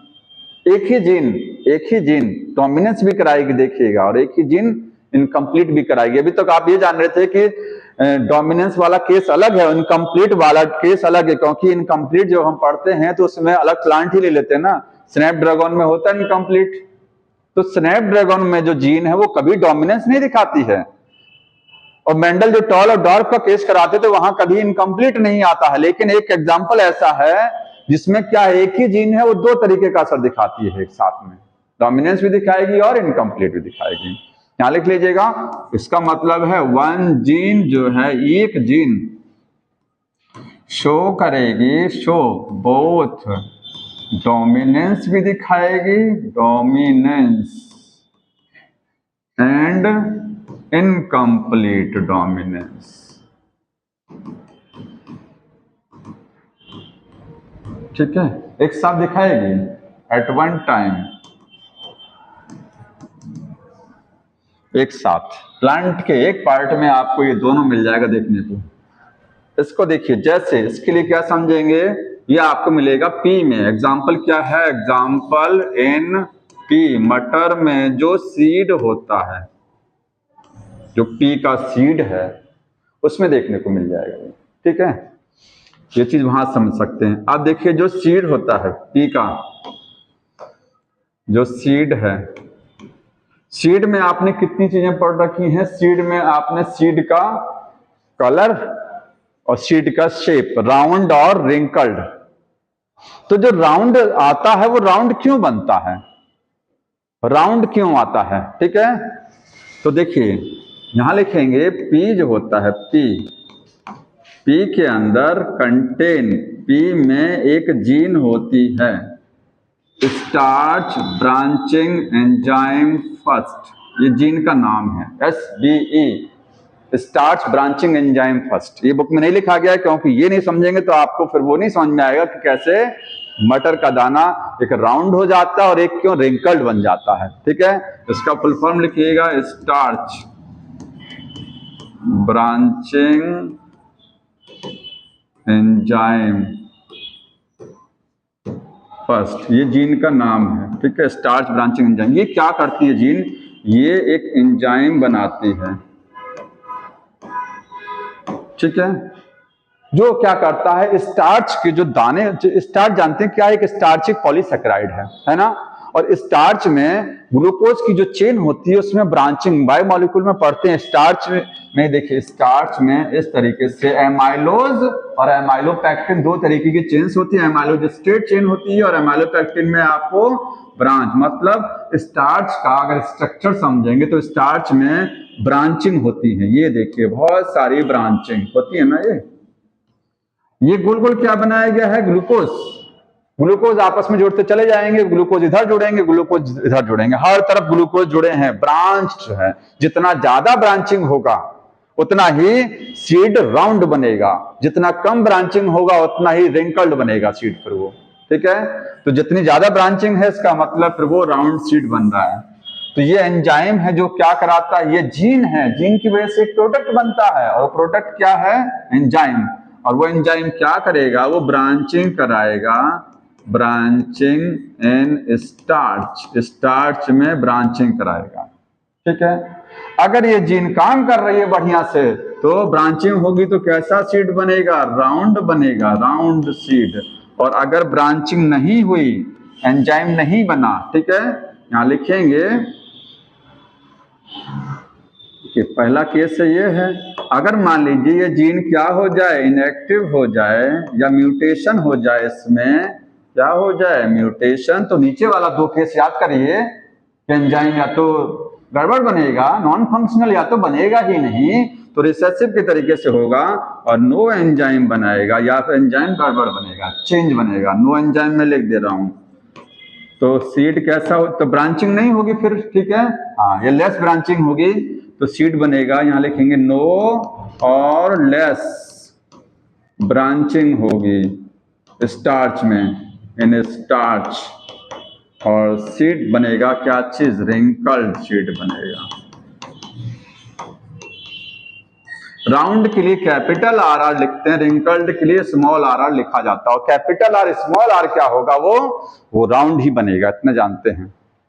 ठीक, तो पी के सीड में ये चीज आपको इतनी तो समझ में आती है कि जो राउंड सीड होता है वो आर आर होता है और रिंकल्ड होता है वो आर आर। राउंड क्यों होता है, क्योंकि उस स्टार्च के ग्रेन में जो स्टार्च उसके अंदर भरा है मटर के दाने में, वो क्या है, उसमें ब्रांचिंग बहुत ज्यादा है, और जो रिंकल्ड है उसमें ब्रांचिंग बहुत कम है, ना के बराबर है, इसलिए वो रिंकल्ड आ रहा है, झुर्रीदार बीज बना है। अब स्टार्च में एक चीज और होती है कि स्टार्च जो पी के सीड में जो दाने बनते हैं स्टार्च के, अगर आप मटर के सीड को ले करके और उसको पतला सा सेक्शन निकाल लीजिए, सेक्शन मतलब बारीक स्लाइस निकाल लीजिए, उस पर आयोडीन मिला दीजिए, तो मटर के दाने में अंदर होता क्या है, अंदर होता है स्टार्च भरा होता है, जानते होंगे बहुत कुछ भरा है, स्टार्च भरा है। तो मटर के दाने पर स्लाइस निकाल करके उस पर आयोडीन मिलाएंगे। आयोडीन क्यों मिलाते हैं, ब्लैक कलर आएगा। स्टार्च के साथ आयोडीन रिएक्ट करता है, क्या करता है, ब्लू या ब्लैक कलर देगा। जितना ज्यादा स्टार्च बना रहेगा उतना ही ब्लैक कलर ज्यादा आएगा, स्टार्च कम रहेगा तो ब्लैक कम आएगा। तो जैसे ही आप स्लाइस को माइक्रोस्कोप में लगाएंगे आयोडीन मिला करके, तो जो राउंड सीड रहेगा उसमें आपको 3 केस नजर आएगा। 3 तरीके के आपको केस नजर आएंगे। कुछ स्टार्च के दाने बड़े बड़े दिखाई देते हैं, कुछ में क्या दिखाई देंगे, लार्ज साइज। अभी आप सीड का शेप तो समझ में आ गया, सीड का शेप मैंने बता दिया। अब बता रहे हैं स्टार्च के दाने का साइज, वो भी एक फिनोटाइप है। सीड का शेप, मटर में सीड का शेप एक क्या है, ट्रेट है, क्योंकि शेप के 2 वैरायटी हो सकती हैं, या तो राउंड हो सकता है या तो वो रिंकल्ड हो सकता है। सीड शेप एक कैरेक्टर में है, लेकिन उस सीड के अंदर स्टार्च के दाने का साइज भी एक कैरेक्टर में है। अगर मैं कहूं स्टार्च के ग्रेन का साइज बताइए, तो साइज इसमें आपको कितने तरीके के साइज कहेंगे, 3 साइज होते हैं, 3 साइज, वो भी एक ट्रेट है। ठीक है, तो स्टार्च के जो ग्रेन मिलेंगे कुछ में क्या है, बड़े बड़े मिलेंगे, बड़े बड़े। वो किसमें मिलेंगे, राउंड वाले में। वो अगर आर आर है तो आप बोलते हैं बनेगा राउंड बनेगा ना। तो राउंड क्यों बना, क्योंकि स्टार्च के दानों का साइज बहुत बड़ा है। बड़ा क्यों है, क्योंकि ब्रांचिंग बहुत ज्यादा हो गई है। जितनी ज्यादा ब्रांचिंग रहेगी उतना दाने का साइज भी तो बड़ा रहेगा। ठीक है भाई, देखो ये ब्रांचिंग है, ये कम है, इसमें ब्रांचिंग ज्यादा हो गई तो दाने का साइज भी तो बढ़ जाएगा ना। दाने का साइज बड़ा है, इसका मतलब ब्रांचिंग ज्यादा है। आर आर लिख रहे हैं तो ये राउंड बनना चाहिए, आपके हिसाब से बनता भी है। ठीक, अगर मैं कैपिटल आर स्मॉल आर मान लीजिए किसी भी सीड का जीनोम ये है, तो आपके हिसाब से ये राउंड बनना चाहिए ना, बनता भी ये राउंड है। Capital R small r round बनता है। तो राउंड में गोल बीज में 2 प्रकार होते हैं। गोल जो बीज होता है उसमें स्टार्च के दाने जो होते हैं, कुछ गोल बीजों में स्टार्च के दाने बड़े बड़े होते हैं, कुछ गोल बीजों में स्टार्च के दाने क्या होते हैं, मीडियम साइज के होते हैं, मीडियम साइज, ना बड़ा ना छोटा। और जो झुर्रीदार बीज होता है उसमें स्टार्च के दाने कितने होते हैं, बहुत छोटे छोटे स्टार्च के दाने होते हैं। अब बताइए, स्टार्च के ग्रेन्स तो 3 वैरायटी के आ गए।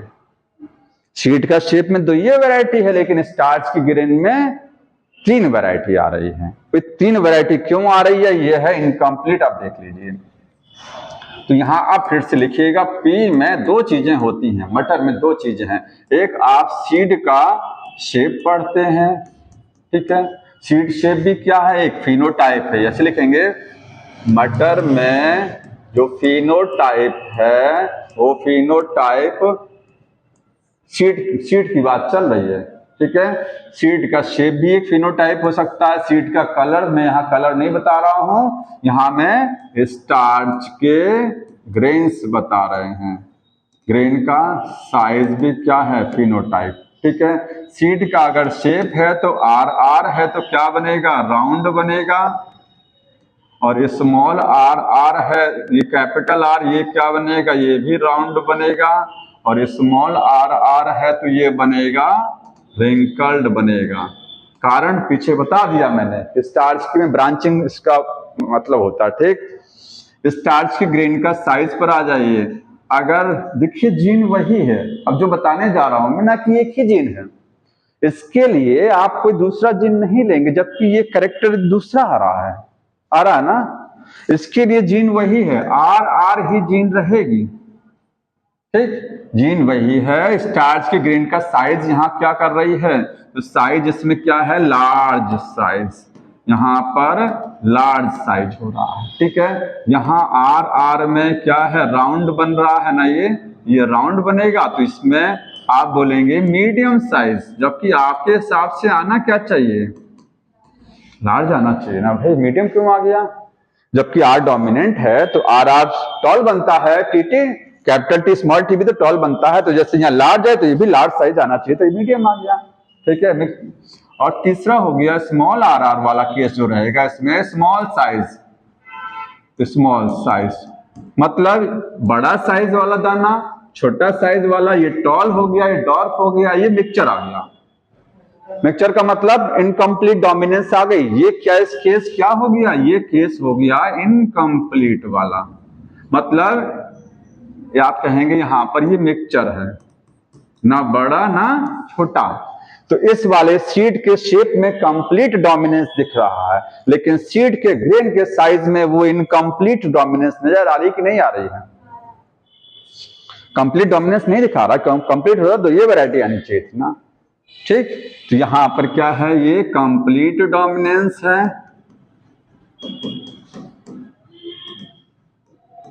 और यहाँ क्या है, इनका यही बुक ने लिखा है कि अगर आप इनकम्प्लीट डोमिनेंस, अगर आप सीड का शेप के रिस्पेक्ट में पढ़ेंगे तो वो कंप्लीट डोमिनेंस है, ठीक है। उसने लिखा है कि उसने देखिए बी टर्म यूज किया है, देखिएगा शायद ना, वो जीन को क्या लिखा है उसने, कैपिटल बी जीन लिखा है, तो आप इसको, उसने बी यहां लिखा आ गया होगा, सॉरी इसको लिखा है ना, एक सेकंड, अरे पूरा पढ़ लें हमने, starch grain seed in the if the two alleles starch in, हाँ स्टार्च के ग्रेन के लिए इन्होंने बी दिया है, कोई बात नहीं, मैंने यहाँ आर लिख दिया है, वो सब सही है, जीन एक ही है, लेकिन आप बी लिखिएगा, ठीक है। आप इसको क्या लिखेंगे, बी, तो आप इसको बी इसलिए करें क्योंकि बुक ने बी दिया, तो आप भी बी लिखिएगा, नहीं वो गड़बड़ हो जाएगा, ठीक। बी, कैपिटल बी और कैपिटल बी, स्मॉल बी और स्मॉल बी, ठीक है। तो यहां पर ये इनकम्प्लीट डोमिनेंस मतलब एक जीन जो है, ठीक है, वो क्या कर रही है, वो डोमिनेंस दिखा रही है और वो इनकम्प्लीट डोमिनेंस दिखा रही है। होना क्या चाहिए था कि या तो ये फुल्ली डोमिनेंस दिखाए या तो इनकम्प्लीट दिखाए, दोनों एक साथ नहीं दिखाना चाहिए, यहां वो दोनों क्या कर रहा है, एक साथ दिखा रहा है। स्टार्च के वो सीड के शेप के रिस्पेक्ट में देखेंगे तो कंप्लीट डोमिनेंस है, और सीड के स्टार्च के ग्रेन के साइज में देखेंगे तो वो क्या है, इनकम्प्लीट डोमिनेंस का एग्जाम्पल है। तो डोमिनेंस किसी का ऑटोनोमस फीचर नहीं है, ऑटोनोमस नहीं है कि कोई भी जीन क्या करेगी, वो हमेशा डोमिनेंस दिखाएगी, नहीं, वो ये भी तो दिखा सकती है ना, या हमेशा इनकम्प्लीट नहीं दिखाएगी, डोमिनेंस भी दिखा सकती है, ये चीज समझ रहे ना, इसलिए लाइन लिखा गया है। हाँ बताइए, कुछ कह रहे हैं, हाँ क्या कह रहे हैं,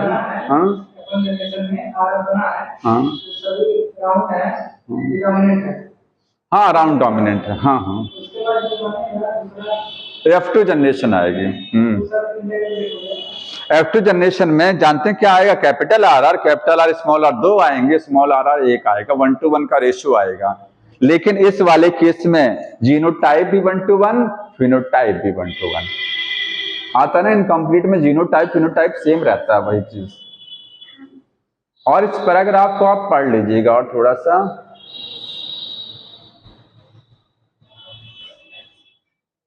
देखिए इन्होंने एक लाइन लिखा है, स्टार्च ग्रेन का जो स्टार्च के ग्रेन बनते हैं, मैंने यहाँ आपको दो तो दिखा दिया, आपको कंफ्यूजन ये हो रहा होगा कि ये तो आर दिखाया, ये बी दिखाया, ये तो जीन तो अलग अलग हो गया, बात चल रही है एक ही जीन की, बात क्या चल रही है, एक ही जीन की। लेकिन एक्चुअली में क्या है कि जो स्टार्च के, आखिर ये सीड राउंड क्यों हुआ, स्टार्च के वजह से तो हुआ, स्टार्च में ब्रांचिंग ज्यादा तो राउंड हो गया, स्टार्च के ग्रेन छोटे बड़े हो गए, वो क्यों हुए, वो आखिर वही स्टार्च की वजह से तो हुआ। क्योंकि स्टार्च में ज्यादा ब्रांचिंग होगी तो सीड का शेप राउंड आएगा और दाने क्या रहेंगे, बड़े बड़े रहेंगे। और अगर स्टार्च में ब्रांचिंग कम तो सीड का शेप हो जाएगा रिंकल्ड, क्योंकि ब्रांचिंग हो गई कम और दाने का साइज हो गया छोटा। तो स्टार्च की जो स्टार्च बनाने वाली जो जीन है वो दो तरीके का असर दिखाती है। वो शेप वाले में डोमिनेंस दिखा देती है और साइज वाले में वो इनकम्प्लीट डोमिनेंस दिखा देती है ना। ये चीज तो है ना।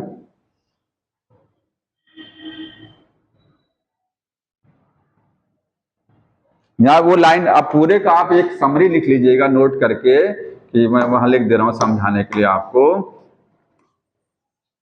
Gene for starch grain synthesis, starch grain को बनाने वाली जीन जिसको आप क्या बोलते हैं, बी।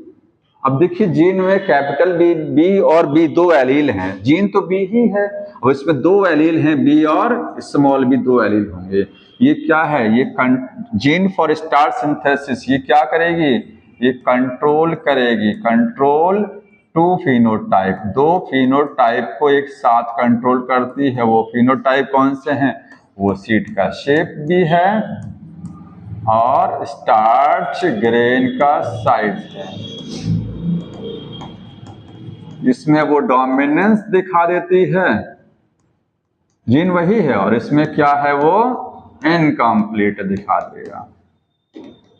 तो कोई जरूरी नहीं है कि हमेशा कोई जीन डोमिनेंस ही दिखाएगी, वो डोमिनेंस ऑटोनोमस नहीं होता है, वो इनकम्प्लीट भी दिखा सकता है, वो दिखाता भी है। देखिए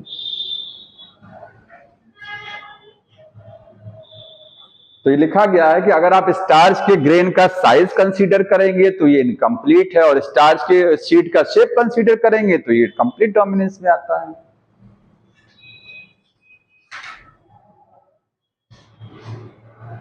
अब पीछे वाली लाइन पर आ जाए वापस। पीछे वाली जो लाइन थी आपको आप समझ में आ रही होगी। देखिए कहां गया, ये लिखा गया है phenotype only depend on the functioning of unmodified allele.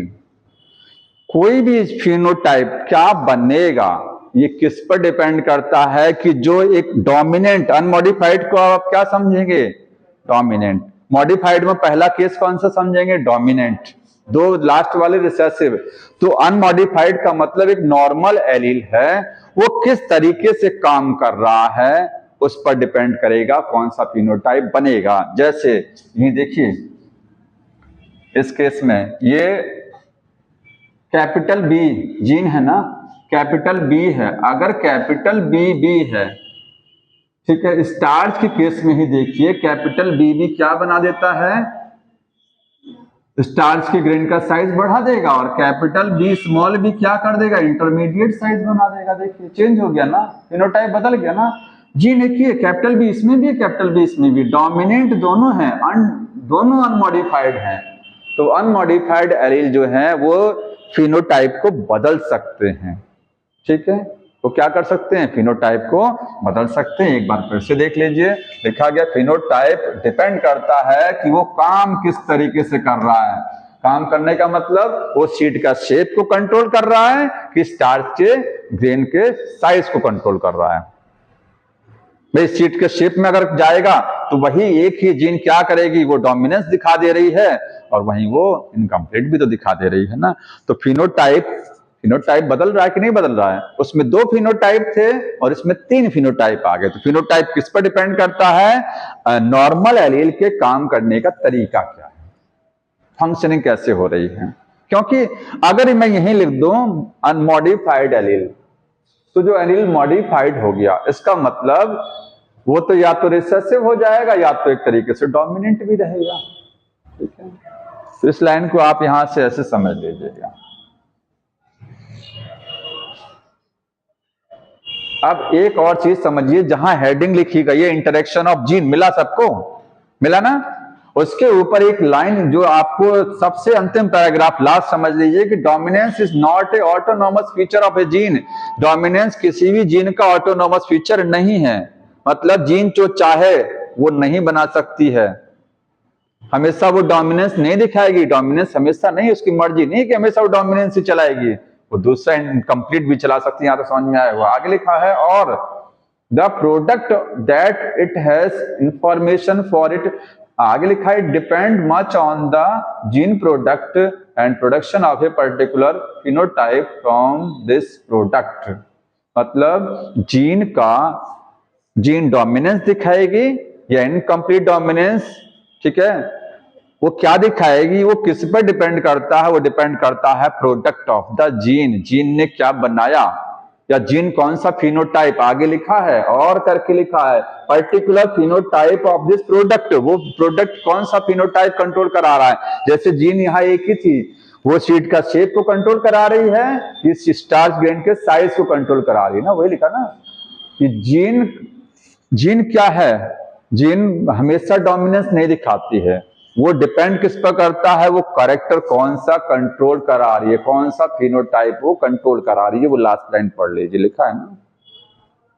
Production of a particular depends on the gene product and production of a particular phenotype, वो फिनोटाइप पर डिपेंड करता है कि जीन कौन सा फिनोटाइप कंट्रोल करा रही है, सीड का शेप। वहीं पर आप एरो करके लिख लीजिएगा, जहां लिखा है production of a particular phenotype वहीं ऐसे एरो लगाइएगा और नीचे लिखिएगा ये दोनों seed shape starch grain size, वो इसका मतलब वो कह रहा है। दूसरी लाइन लिखी गई ना कि वो it depends on the product और production of a particular phenotype, वो जीन के प्रोडक्ट पर निर्भर करेगा कि जीन बना क्या रही है, या फिर प्रोडक्ट से फिनोटाइप होता है, कौन सा फिनोटाइप वो कंट्रोल करा रही है।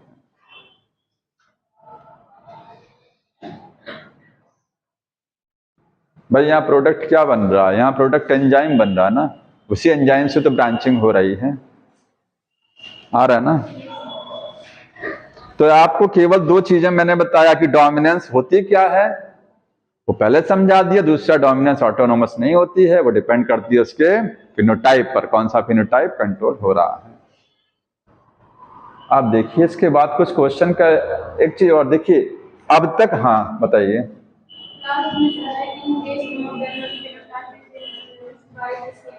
हाँ कोई बात नहीं है, एक जीन से एक से ज्यादा फिनोटाइप कंट्रोल होते हैं, तो ये देख लीजिए अगर जीन वन है, देखिए वन जीन, एक जीन है, तो जानते हैं वन कैरेक्टर कंट्रोल होता है, इसी कैरेक्टर को आप क्या बोलते हैं, फिनोटाइप।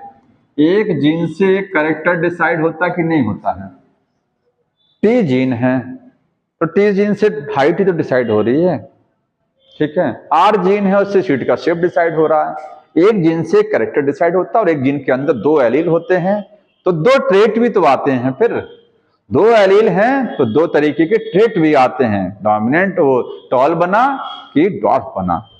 लेकिन कभी कभी क्या होता है, एक ही जीन है, वन जीन, अगर एक जीन से क्या हो रहा है, सेवरल कैरेक्टर कंट्रोल हो रहे हैं, तो उसको क्या बोलेंगे, प्लियोट्रॉपी बोलेंगे। एक जीन से बहुत सारे कैरेक्टर कंट्रोल हो रहे हैं, अभी इसका एग्जांपल बताएंगे, उसी को हेडिंग लिख लीजिएगा। और एक चीज और समझिए, अगर कभी कभी क्या होता है, कई जीन से एक कैरेक्टर, देखिए एक जीन से एक कैरेक्टर, एक जीन से कई कैरेक्टर, कई जीन से एक कैरेक्टर, तो तीसरा केस अब बताने जा रहे हैं कि सेवरल जीन, अगर कई जीन्स हैं तो उनसे मिलकर के वन कैरेक्टर भी डिसाइड हो सकता है, इसको बोलते हैं पॉलीजीनिक इनहेरिटेंस। पॉली का मतलब ढेर सारा, जीनिक का मतलब जीन, पॉलीजीनिक इनहेरिटेंस, पॉलीजीनिक इनहेरिटेंस। तो प्लियोट्रॉपी का जस्ट उल्टा क्या है, हाँ कुछ बता रहे हैं, प्लियोट्रॉपी का जस्ट उल्टा क्या है, पॉलीजीनिक, टाइम बता रहे होंगे, क्यों, मैंने टाइम भी देख लिया है, कोई बात नहीं है, 5 मिनट और रखिए। One gene, one character, one gene several character को प्लियोट्रॉपी, और सेवरल जीन को एक कैरेक्टर अगर कंट्रोल कर रहा, कई जीन मिलकर के एक कैरेक्टर डिसाइड कर रहे हैं, इसको क्या बोलते हैं, पॉलीजीनिक। प्लियोट्रॉपी का एग्जांपल क्या होता है, कोई बताएंगे, बताइए सोच करके। एक जीन से कई कैरेक्टर कहां कंट्रोल हो रहे हैं, सिकल सेल एनीमिया और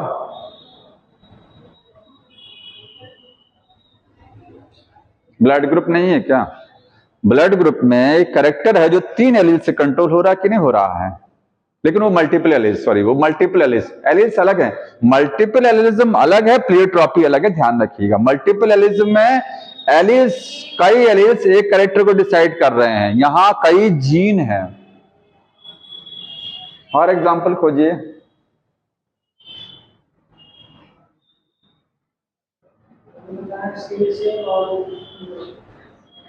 कौन सा वाला? हाँ, जो पी में सीड का एक ही जीन है लेकिन कैरेक्टर 2 आ रहा है, ठीक।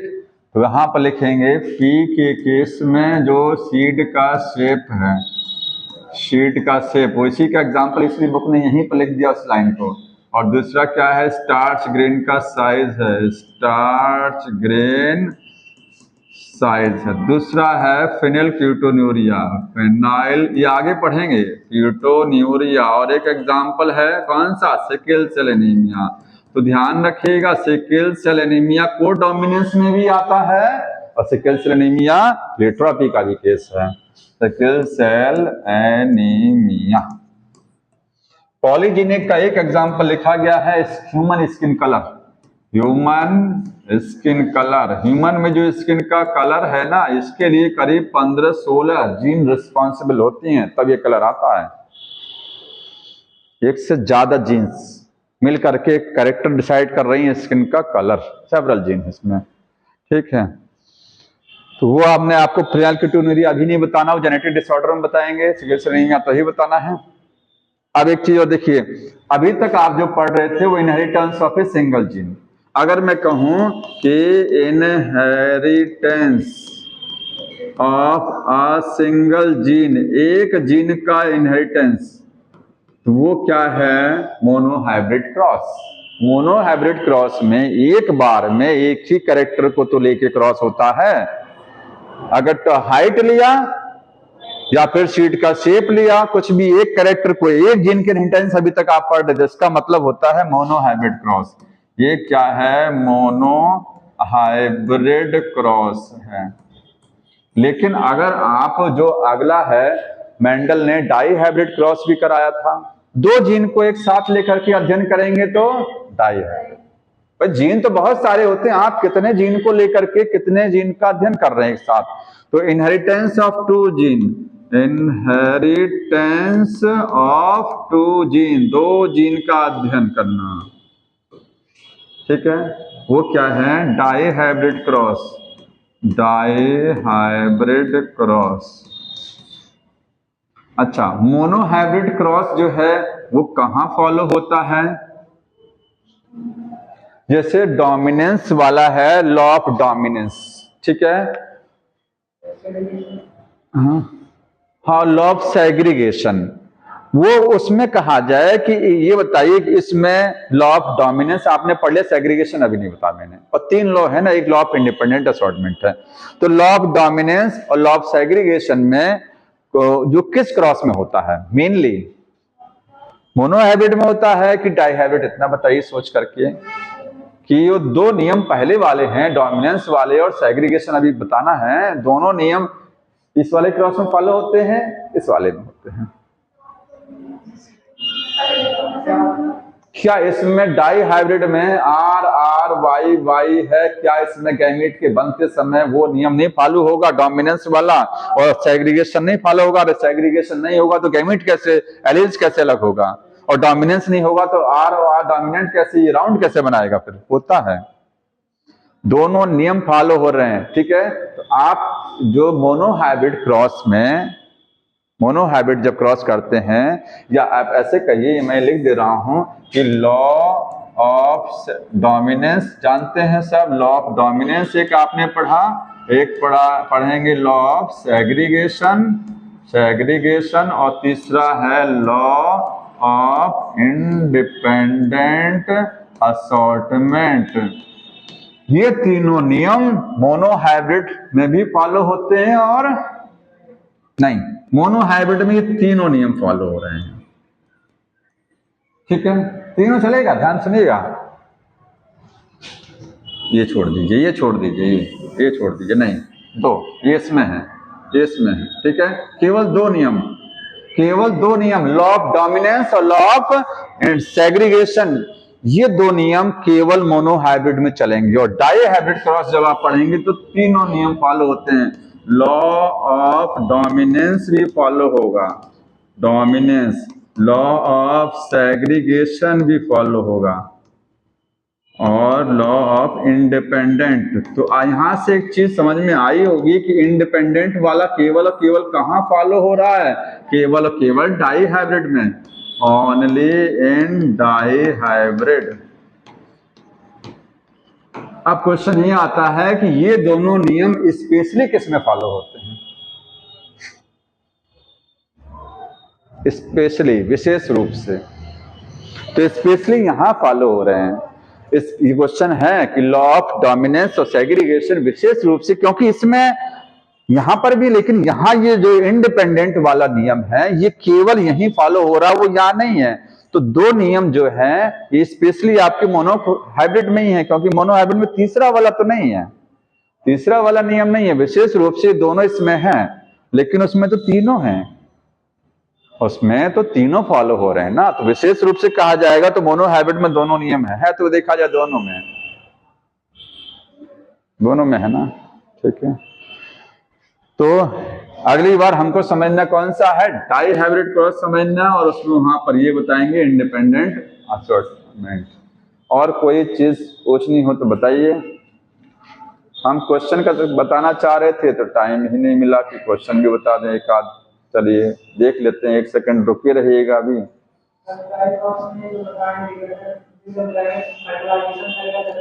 हाँ किस में बताइए, थर्ड वाले में फर्टिलाइजेशन तो सब में होगा, बिना फर्टिलाइजेशन के कैसे वो डोमिनेंस में पहली जनरेशन कैसे आएगी भाई।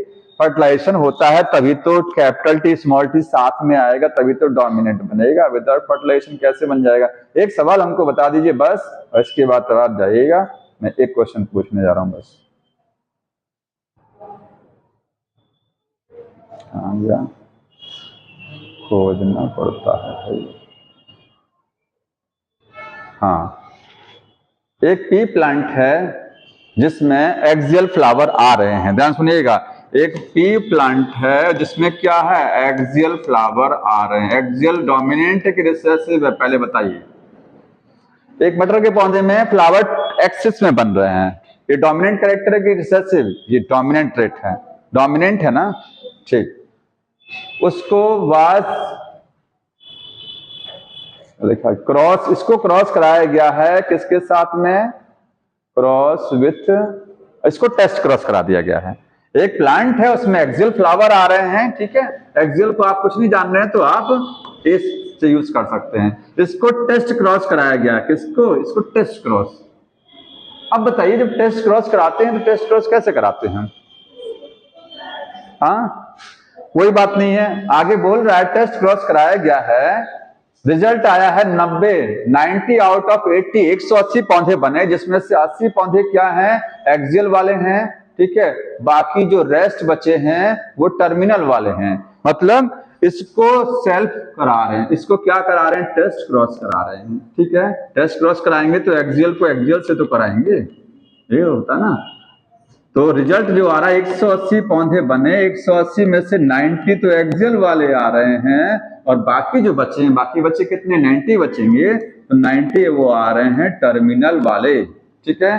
तो आप बता दीजिए इसमें identify the genotype of the parent. ये पेरेंट जो था ये भी हो सकता है और ये भी हो सकता है, इसका जीनोटाइप आप बताइए, क्योंकि एक्सियल में तो कुछ भी हो सकता है ना। जैसे टॉल बोला जा रहा है तो टॉल में ये भी हो सकता है और ये भी हो सकता है। तो ये एक्सियल है, ये होमोजाइगस है कि हेटेरोजाइगस है, आपको रिजल्ट बताया जा रहा है कि एक एक्सियल प्लांट है, इसको क्या किया गया, टेस्ट क्रॉस कराया गया। एक्सियल में ये भी हो सकता है, ये भी टेस्ट क्रॉस कराएंगे तो सेम को टेस्ट क्रॉस किससे कराते हैं, होमोजाइगस से रिसेसिव से कराते हैं, इतना ध्यान रखिएगा। किससे कराते हैं, होमोजाइगस। इसका तो फिक्स होगा कि जिससे कराया जा रहा है वो क्या होगा, स्मॉल ए होगा, ठीक है। ये पूछ रहा है कि इसका बताइए, इसका क्या होगा, इसका क्या होगा, क्योंकि टेस्ट क्रॉस में कैपिटल टी भी हो सकता था, capital T small T, homozygous heterozygous कुछ भी, लेकिन रिजल्ट दे रहा है वो, रिजल्ट पर जाइएगा। रिजल्ट दे रहा है 180 पौधे बने जिसमें से 90 एक्सियल और 90 टर्मिनल वाले बन रहे हैं। 50-50% का रेशियो आ रहा कि नहीं आ रहा, और 50% का रेशियो जब आता है तो ये वाला हेट्रोजाइगस होता है कि नहीं होता है, ये होमोजाइगस होता है, ये हेट्रोजाइगस होता है, ये हेट्रोजाइगस होता है ना। अरे कैपिटल टी स्मॉल टी था तभी तो 50% टॉल और 50 डॉर्फ आ रहा था क्रॉस कराने पर, इसमें यहाँ स्मॉल टी रखा गया था ना। आप इसको हटाइए, इसको इससे क्रॉस कराएंगे, कैपिटल ए ये और स्मॉल ए ये, जब क्रॉस कराइए तो कैपिटल ए स्मॉल ए 50% में एक्सियल आ गई, एक्सियल बनेगा, 50% में टर्मिनल आ गई। तो रिजल्ट देख करके आप आइडिया लगा सकते हैं, ठीक है। वो टेस्ट क्रॉस बता रहा है। तो इसमें आप बहुत सारे क्वेश्चन है, आप कर लीजिएगा और टाइम मिलेगा धीरे धीरे करा देंगे।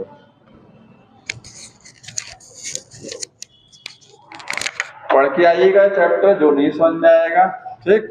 एडवांस में आगे पढ़ाना है हमको, आगे क्या पढ़ाना है, डाइहाइड्रोजन बताना है, 2 जीन का इंटरेस्ट बताएंगे, इसके बाद क्वेश्चन बताएंगे कल और लॉ इंडिपेंडेंट और क्रोमोसोमल थ्योरी ऑफ इनहेरिटेंस, ठीक है।